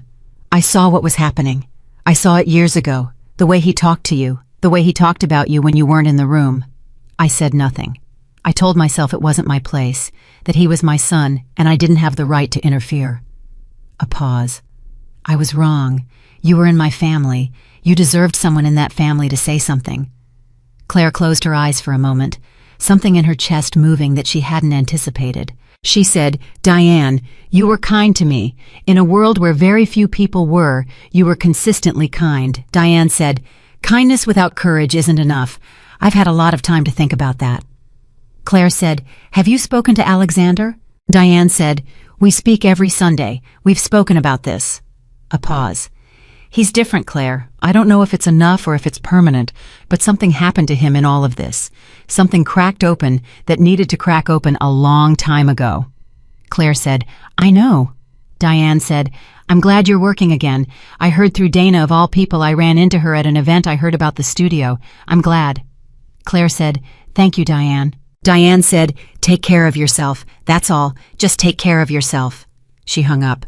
Claire stood in the hallway for a moment with the phone against her chest, thinking about how the ruptures of a marriage send their shockwaves in every direction, touching people you never expected, reshaping things far from the original point of impact. She thought about Diane Hawthorne sitting alone somewhere thinking about what she should have said 5 years ago and didn't. She thought about the weight of that, the particular regret of a bystander who chose safety over intervention. She thought, "I will not be that person. Whatever else I do with whatever comes next, I will not be the person who sees something and says nothing." She went back into the studio. Margaret looked at her with the perceptive eyes of a woman who had lived long enough to recognize a moment on someone's face. She said, "Everything okay?" Claire said, "Yes, just someone from before." She sat down. She picked up her pencil. She said, "Okay, tell me again about the room where you want to feel most like yourself." Margaret said, "The kitchen. I've always been most myself in the kitchen." Claire said, "Then let's start there." The magazine piece published on a Thursday morning in early September, 8 months after the divorce papers had landed on Alexander's desk. Sandra Okafor had titled it, "The Woman Who Waited." It ran 6,000 words accompanied by photographs of Claire in her studio, standing at the drafting table, looking out the north-facing windows at the city, holding a color sample up to the light, with the focused expression of someone doing exactly what they were meant to be doing. The piece was not a revenge narrative. Claire had been insistent about that, and Sandra had honored it. It was a story about disappearance and return, about what happened to women who loved men who needed them small, and what it cost to reclaim the space you had allowed someone else to fill. It quoted Claire directly on the design work on her career, on what she had learned about herself in those 14 months of preparation. It did not name Sophia. It referred to Alexander only as her former husband, and described the legal proceedings in factual terms that had been carefully reviewed by Rebecca Lawson before the piece went to print. It was by every measure the right way to tell the story. It published at 8 in the morning. By noon, it had been shared 40,000 times on social media. By 3 in the afternoon, 3 major publications had requested comment from Claire's representative, which was now a publicist she had hired 2 months earlier, a woman named Joy, who had been highly recommended by Dana, and who had the efficient calm of someone who genuinely enjoyed managing the media attention of people they believed in. Joy called Claire at 3:15 and said, "How are you holding up?" Claire said, "I'm in the studio, working." Joy said, "Of course you are." She sounded pleased. The response is extraordinary. Not just the numbers, the quality of the conversation. People are responding to the piece as something true, not as gossip, not as drama, as something true. Claire said, "That's because it is." Joy said, 3 interview requests. You don't have to do any of them, but I want you to see them. Claire said, "Send them over. I'll look tonight." She put the phone down and looked at the north-facing windows and the steady, honest light coming through them. She thought about what Sandra had written about her in the piece, the line that people were apparently sharing most widely, the line that had shown up in 16 different social media posts that Joy had screenshotted and sent over before noon. It was a line Claire had said in the interview without planning, to the way the truest things often came out spontaneously, in response to a question she hadn't prepared for. Sandra had asked, "What would you say to the woman you were 5 years ago, the one who married him?" And Claire had said, "I would tell her that silence is not the same as peace. And I would tell her that choosing yourself is not the same as giving up on love. I would tell her that she is so much more than she is allowing herself to believe. And then I would tell her to get a better attorney." Sandra had kept the last line. It was the right call. Alexander read the piece at 7 in the morning in his apartment alone with coffee he had made himself, because he had asked his housekeeper to come on Fridays now instead of every day. Not because he couldn't afford the daily service, but because he had decided, in the slow private renovation of a man trying to understand where he had gone wrong, that there were things he should do for himself. He read it twice. He put his phone down. He stood at the window, the one in his apartment that looked out over the city, and he thought about a woman who had lived in this city for 5 years as his wife, and had somehow inside that life maintained enough of herself to do exactly what she had done. He did not feel anger. He had moved through anger weeks ago, had processed it in the privacy of late nights and long runs along the river, and exactly 2 conversations with his therapist.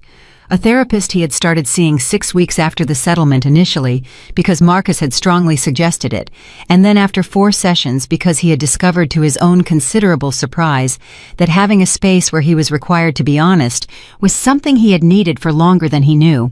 What he felt reading the piece was something more complicated than anger, and more honest than pride. It was a kind of grief, not for the marriage, not exactly, but for the version of it that might have existed if he had been different, if he had asked instead of assumed, if he had seen her instead of arranged her. If he had understood at 38 years old, when he walked into a charity gala and found a woman with a clipboard and paint on her elbow and more intelligence in her casual observations than most people put into their considered ones, if he had understood that the thing he was reaching for when he said "have dinner with me" was something rare and worth protecting. He hadn't understood. He understood now. The distinction was entirely too late, and also in the way of things genuinely learned, entirely permanent. His therapist had asked him 2 weeks ago, "What do you want your life to look like in 5 years?" He had sat with that question for a long time. Then he had said, "Smaller. I want it to look smaller and more real." His therapist had said, "What does that mean to you?" He had said, "I've spent 15 years building something very large and very visible. I want to spend the next 15 building something that actually matters to me. I don't know yet what that is, but I know it's not the thing I've been chasing." His therapist had written something in her notebook. She had said, "That's the most specific you've been about the future." He had said, "I'm working on it." I was still working on it, some days more effectively than others, but the work was real, which was more than he could have said 6 months ago, when real was a word he applied to outcomes and assets and measurable results, rather than to the quiet internal labor of understanding what you had done and why and what it meant to try to do differently. He called his mother that morning earlier than their usual Sunday call. She answered in the slightly startled way of someone who hadn't expected the phone at that hour. She said, "Alexander is everything. Everything's fine, Mom. He stopped. He had called without knowing exactly what he wanted to say, which was itself unusual. He was a man who generally knew what he wanted to say before he said it. "I read the piece." Diane was quiet. He said, "She described it the way it felt, the disappearing." He stopped again. "I knew she was unhappy. Somewhere I knew. I just kept choosing not to know it fully, because knowing it fully would have required me to change, and I didn't want to change." Diane said softly, "I know." He said, "Why didn't you say something years ago?" Diane said, "Because I was afraid of losing you." The simplicity of it landed hard. He said, "You wouldn't have lost me." She said, "I didn't know that then." He said, "Mom." She said, "I'm here."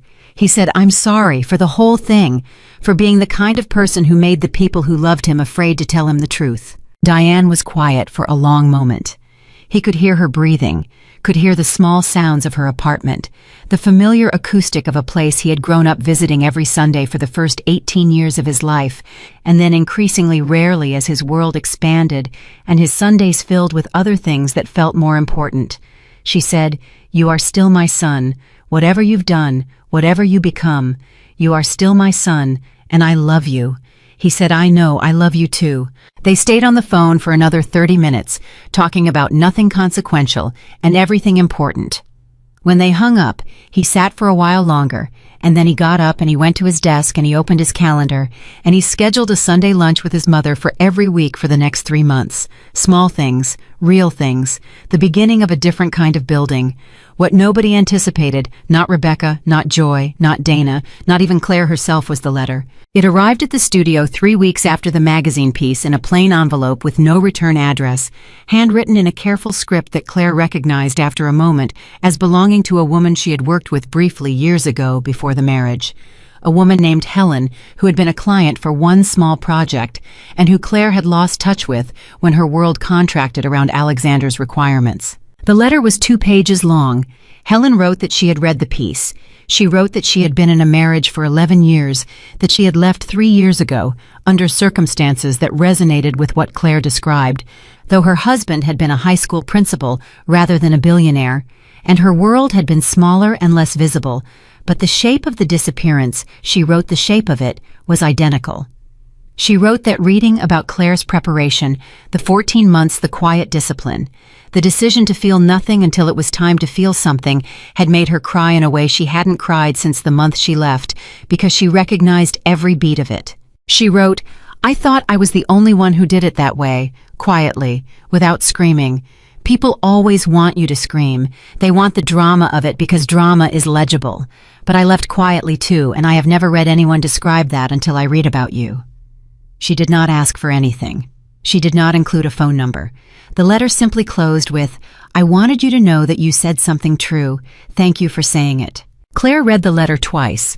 Then she set it on her desk. She sat with it for a long time. She thought about what Rebecca had said in those early weeks, that if Claire talked to Sandra, the story would become something people talked about at dinner tables. She had understood that abstractly. She understood it differently now, holding a letter from a woman she barely knew, who had recognized something private and specific and true in what Claire had allowed to be made public. She thought, this is why you tell the truth. Not to punish, not to perform, but because somewhere there is a woman in a too quiet life who needs to know that the quiet is not permanent, that the waiting has an end, that the preparation is possible, that leaving the right way when you finally leave is its own kind of arrival. She picked up a piece of stationery from the drawer she had stocked when she moved in. She found a pen. She wrote back to Helen. The letter was one-page handwritten, and it said, "You are not alone. You never were. And whatever you are building now, keep building. The world needs what you make when you are free." She sealed it. She wrote the return address on the envelope, the studio address, the one she had signed for, on a Thursday morning in early May, with keys in her hand and a future she had not yet fully imagined. She put it in the outgoing mail on her way out that evening. She walked home in the September air that had just begun to carry the first suggestion of fall, the slight chill at the edges of the warmth that meant the season was turning.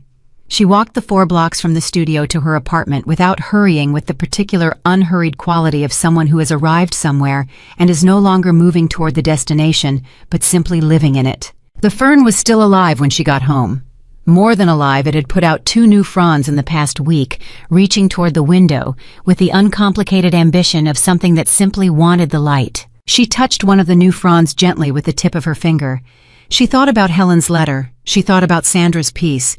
She thought about Diane Hawthorne's phone call and her mother's voice saying, "I'll put on a pot," and Dana staying on the phone for an hour about nothing and everything. She thought about all the women who had left quietly and been asked why they didn't make more noise about it, as if the noise were the point, as if the leaving itself weren't the loudest thing a quiet woman could possibly do. She put her bag down. She made tea. She sat at the kitchen table with her sketchbook and worked for an hour on a project that was still in its early stages, something for a client who wanted her office to feel like a place where serious things happened, where a woman who had built something real could sit and know that everything around her reflected the truth of what she had made. Claire understood that project. She understood it completely. She was living it.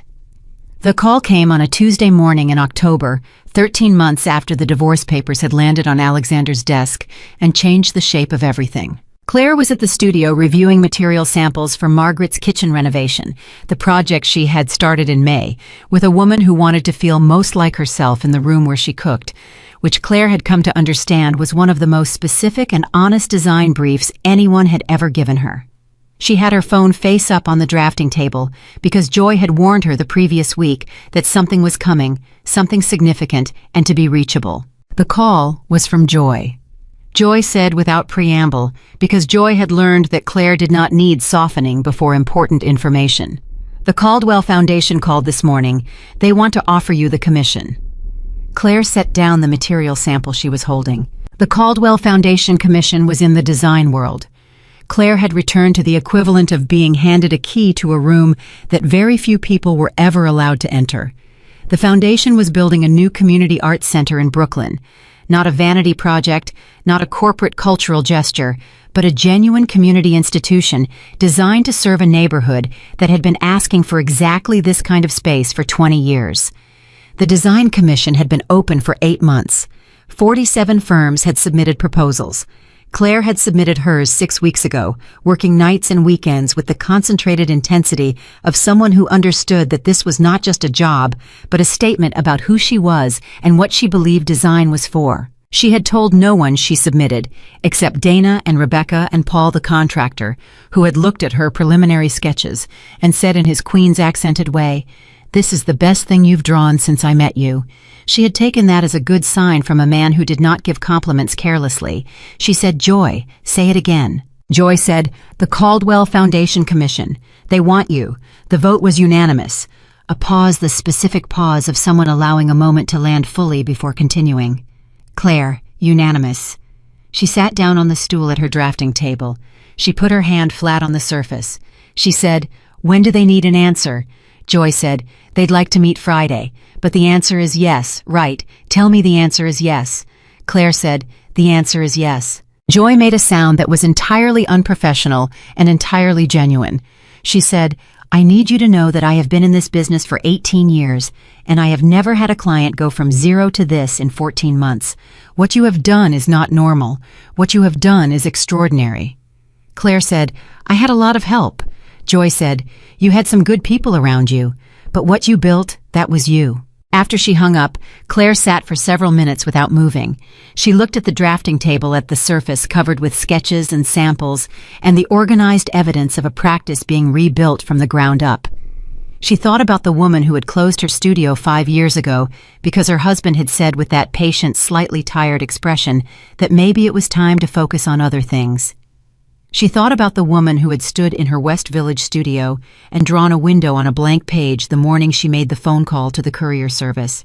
She thought about the sketchbook she had filled in those 14 months of waiting, the evidence of a self that had refused to disappear entirely even when the world around her was working to erase it. She picked up the phone and called her mother. Her mother answered on the second ring the way she always did. Claire said, "Mom, I got it." Her mother said nothing for 3 seconds. Then she said, "Oh, sweetheart." And the 2 words carried everything the years before, and the 5 years inside, and the 14 months of preparation, and the signing, and the studio keys, and the fern on the windowsill, and every single morning at 5:45 in a bed that was too quiet. All of it compressed into 2 words spoken by a woman who had put on a pot of coffee 11 months ago and waited for her daughter to find her way back. Claire said, "I'm okay, Mom. I'm more than okay." Her mother said, "I know. I knew before you did." Claire laughed. She wiped her face with the back of her hand because she was crying, and she was not embarrassed about it, and that itself was a kind of arrival. The woman who had not cried in front of anyone for 3 years was crying in her studio on a Tuesday morning and not apologizing for it and not managing it and not performing composure. She was just feeling it, fully, without armor. That was new, that was everything. The news reached Alexander through the Caldwell Foundation's press release, which went out on Wednesday morning following their board's formal announcement. Kyle Brennan covered it. Of course, Kyle Brennan covered it. He had been following the thread of this story since March, and he was not the kind of journalist who left threads unpulled. His piece was brief, factual, and placed Claire's commission in the context of her return to practice after what he described as a period of significant personal transition. He did not belabor the connection. He didn't need to. The people reading it understood. Alexander read it in his office at 7:45 before Michael arrived, before the day assembled itself around him with its calls and its meetings and its endless requirement that he perform certainty he didn't always feel anymore. He read it once. He set his phone down. He looked at the bronze bull on his desk, the one he had bought himself after his first major acquisition, the one that had sat on that walnut surface through 15 years of deals and decisions and one very significant legal reckoning. And he made a decision he had been circling for several weeks without committing to. He picked up the bull. He carried it to the cabinet along the far wall. He put it inside and closed the door. He stood in the office without the bull on the desk and noticed that the desk looked different, larger somehow, more like a surface to work on, and less like an altar to a version of himself he was no longer sure he wanted to maintain. Michael knocked and came in at 8:15 and stopped when he saw the desk. He said, "Where's the bull?" Alexander said, "Cabinet." Michael looked at the cabinet. He looked at Alexander. He said, "Okay," in the tone of a man filing this information, in the category of things he had learned not to ask about directly. Alexander said, "Pull up the Q4 projections and cancel the 11 o'clock, reschedule it for next week. I want to spend the morning on the Brooklyn Initiative." Michael said, "The Community Development Fund. Yes, I want to review the grant allocations we discussed in September. I think we're not moving fast enough." Michael wrote this down. He said, "Anything else?" Alexander said, "Call my mother. Tell her I'll be there Sunday at noon and ask her if she wants me to bring anything."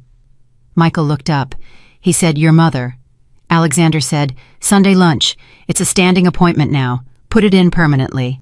Michael wrote it down without further comment, which was one of the things Alexander had always valued about Michael.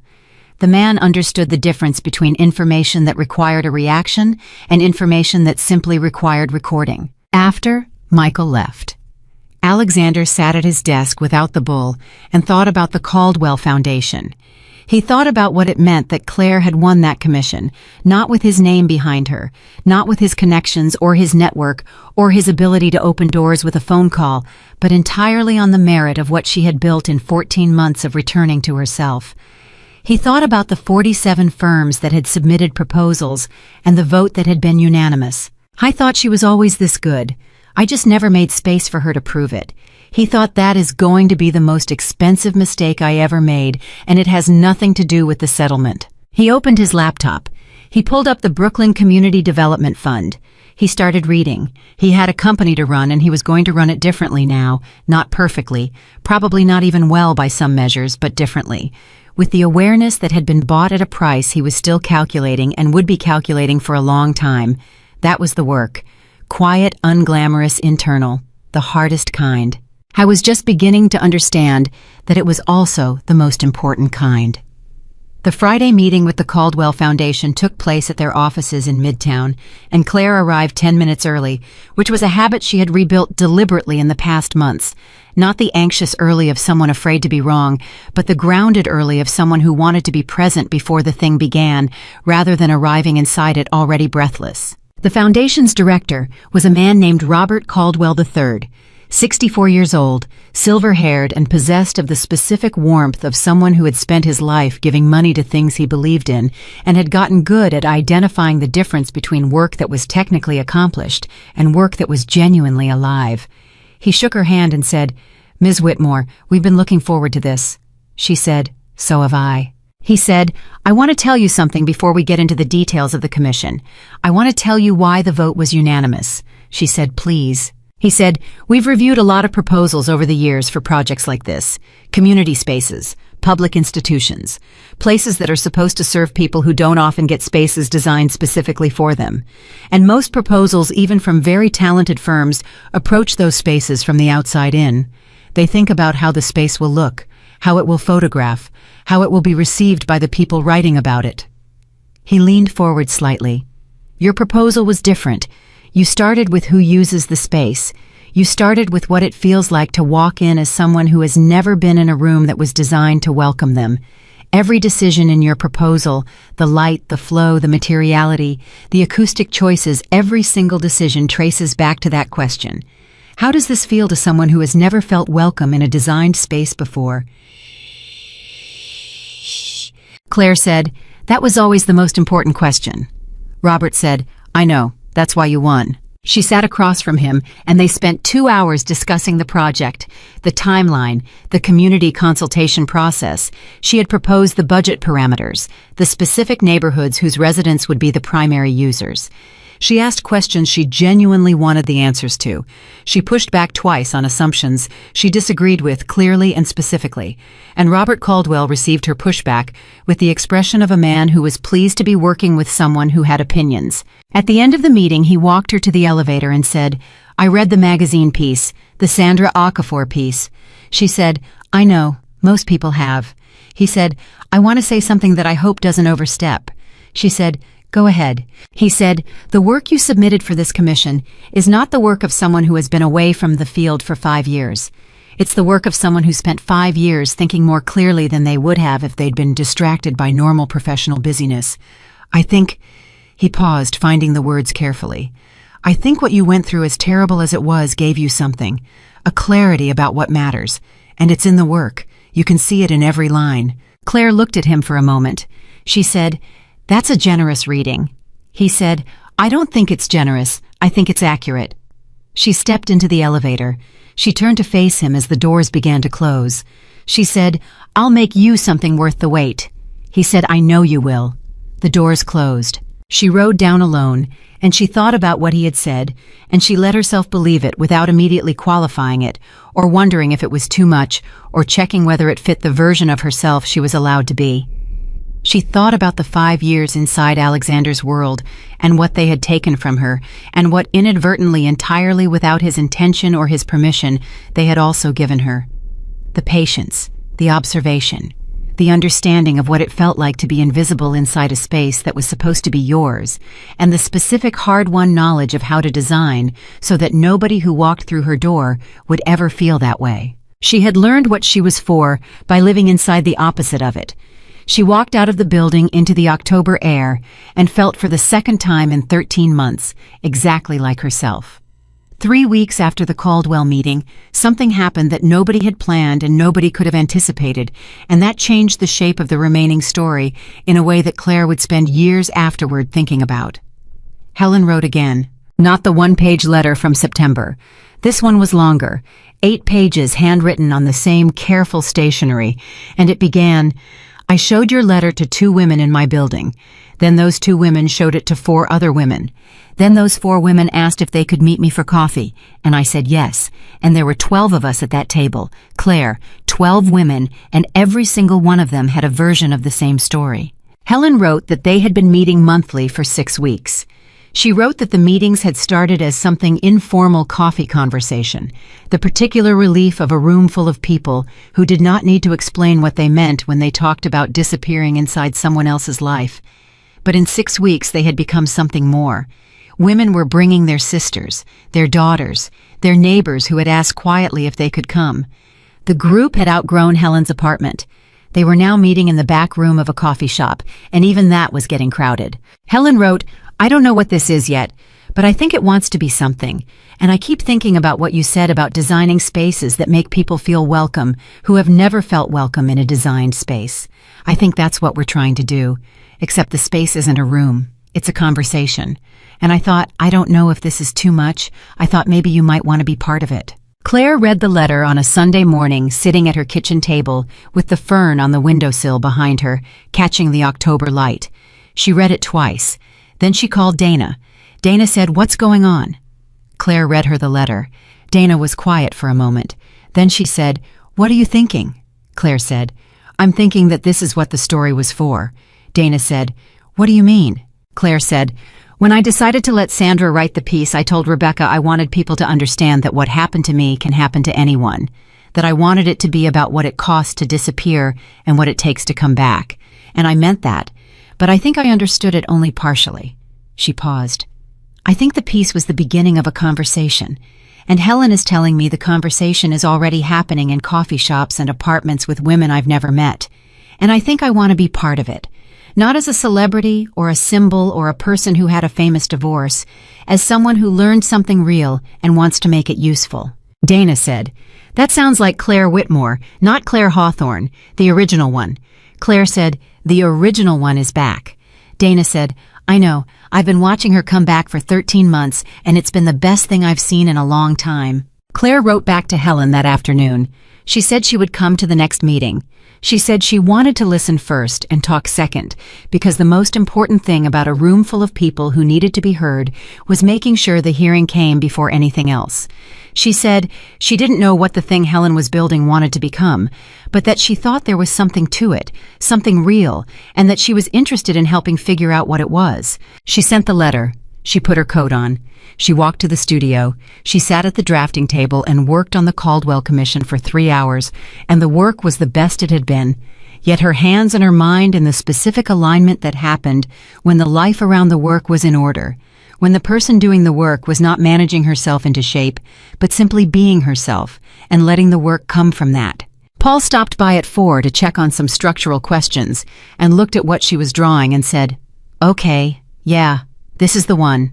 She said, "You think?" He said, "I know. This is the one people are going to remember."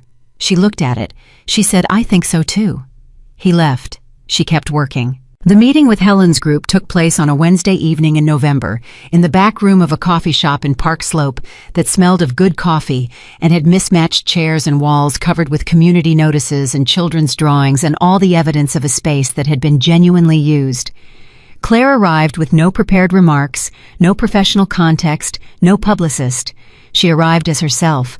There were 19 women in the room, different ages, different backgrounds, different versions of the same story. Some had left, some were still deciding, some had been out for years and were still in the process of understanding what had happened to them. Helen introduced Claire simply. She wrote back when I wrote to her. That's all you need to know. Claire sat in one of the mismatched chairs and said, "I'm going to listen first. Tell me where you are." They talked for 2 hours. Claire listened. She asked questions when the conversation paused. She did not offer solutions or frameworks or the language of recovery that could sometimes, even well-intentioned, make people feel like they were supposed to be further along than they were. She just listened with the complete, undistracted attention she had been accused by Alexander once, when she turned it on him in a conversation he wasn't ready for, of making people uncomfortable with. At the end of the 2 hours, a woman named Frances, who was 57 and had been in her marriage for 22 years before leaving 4 years ago, and was still, she said, figuring out who she was outside of it. Frances looked at Claire and said, "How did you do it? The preparation, the 14 months. How did you hold it together without breaking?" Claire thought about it honestly. She said, "I didn't always. I broke privately, and then I put myself back together, and then I kept going. The breaking is part of it. The thing I had to learn was that breaking privately doesn't mean you're weak. It means you're being honest about what it costs." She paused. "And I had people. Dana, my mother, Rebecca. You can't do it completely alone. I want to be clear about that. The story sounds like a solo act because I did the preparation mostly by myself. But I had people who loved me and told me the truth.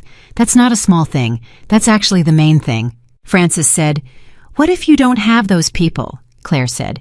"Then you find them. They exist. They're sometimes in unexpected places." She looked around the room.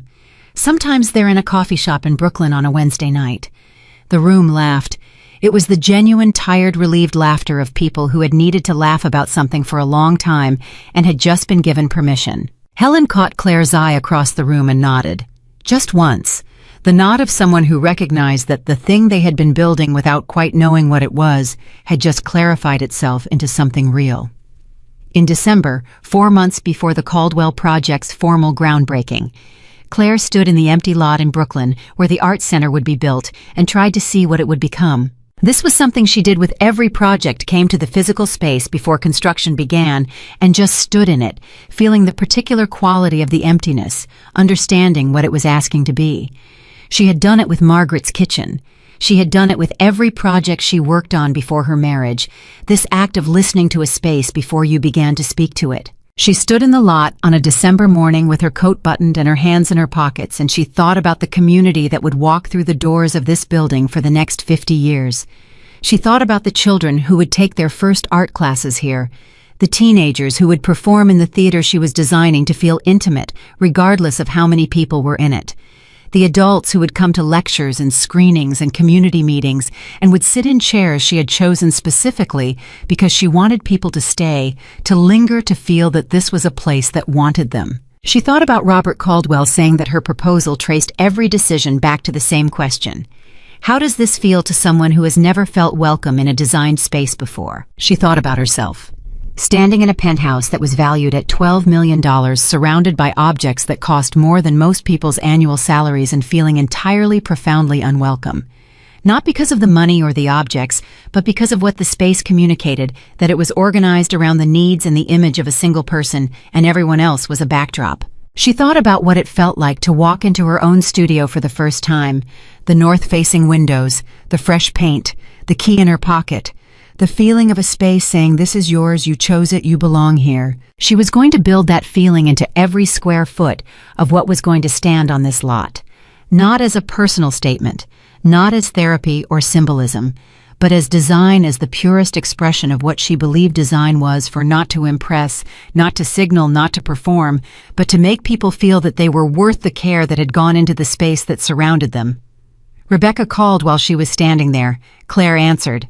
Rebecca said, "I'm calling with a professional update and a personal update. Which do you want first?" Claire said, "Professional."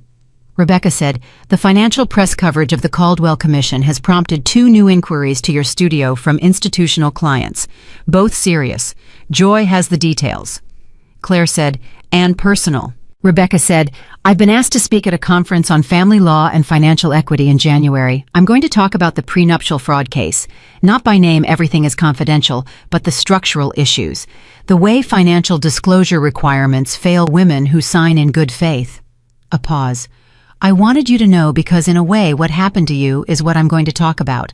And I wanted to ask if that's all right with you." Claire said, "More than all right. It's important." Rebecca said, "I thought you'd say that." Claire said, "Rebecca." Rebecca said, Yes. Claire said, "Thank you for everything. Not just the legal work, for seeing clearly when I needed someone to see clearly." Rebecca said, "That's the job." Claire said, "It was more than the job." A pause. Then Rebecca said simply, "Yes, it was." And there was something in her voice that Claire recognized as the particular warmth of a woman who had fought a great many battles and won most of them, but was sometimes in the quiet moments between the work moved by what the winning was actually for. They said goodbye. Claire put her phone in her pocket and looked at the empty lot again.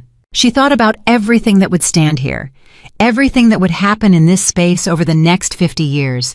The children and the teenagers and the adults and the community meetings and the first performances and the last-minute rehearsals and the tired parents and the hopeful students and all the ordinary, irreplaceable moments of a community living inside a space that had been designed to hold them.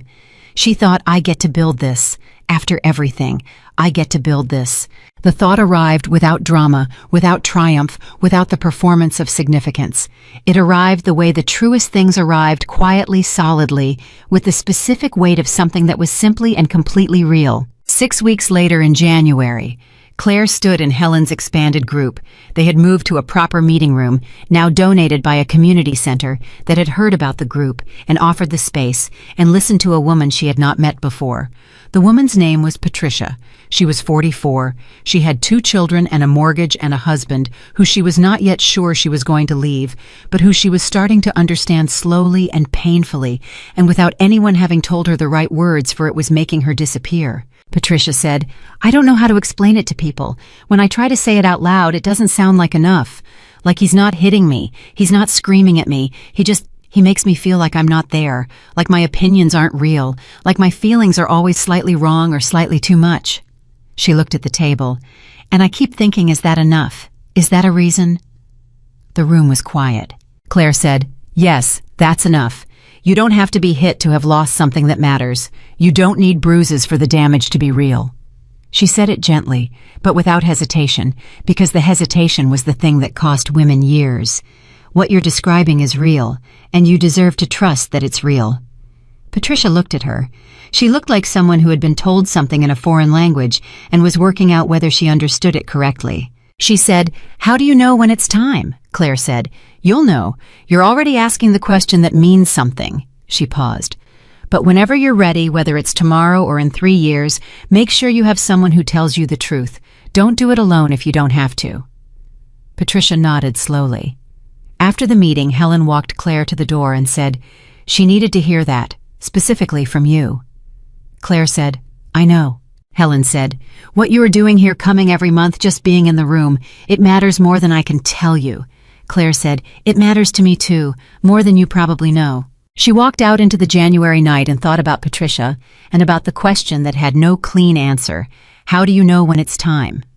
She thought about her own answer to that question, the one she had lived rather than spoken, the particular cold clarity of a morning in March when she had held signed divorce papers against Egyptian cotton sheets and felt for the first time in years the specific solid weight of her own decision. She had known because she had finally stopped asking whether she had the right to know. She had simply known, and then she had acted. That was the whole story, really. Stripped of the lawyers and the forensic accountants and the magazine piece and the Caldwell Commission and all the events that had followed the story was this: a woman who had allowed herself to be convinced she was less than she was, who had watched and learned and waited, and who had finally, on a rainy Monday morning in March, decided that enough was enough and then done something about it, quietly, without drama, with the full, complete, devastating force of a woman who had been underestimated for the last time. The city moved around her on the January night taxis and people and the ordinary roar of 8 million lives happening simultaneously, each one a world entire. She walked through it with the unhurried confidence of someone who knew where she was going. Not because the path was clear or the future was certain. It wasn't. It never was. Certainty was a story. Powerful men told themselves and everyone around them, and it was never true. But because she knew who she was now in a way she had not known for years, in a way that no one could take from her again, because she was no longer keeping it in a place where someone else had access. She was Claire Whitmore. She built spaces that made people feel like they mattered. She had a studio with north-facing windows and a fern that was thriving, and a drafting table covered with the evidence of a practice that was real and growing and hers. She had a community arts center in Brooklyn that would stand for 50 years. She had a group of women who met every month in a room donated by a community center and told each other the truth. She had a mother who put on a pot of coffee and waited. She had a friend who stayed on the phone for an hour about nothing and everything. She had an attorney who had seen her clearly when she most needed to be seen. She had herself, fully, without apology, without the managed, reduced, carefully arranged version of herself she had inhabited for 5 years inside someone else's idea of what she should be. She had herself. And that, as it turned out, had always been the only thing that was truly irreplaceable. The one thing Alexander Hawthorne, for all his money and power and ruthless precision, had never been able to buy and had never been able to take because she had kept it hidden in the one place he never thought to look.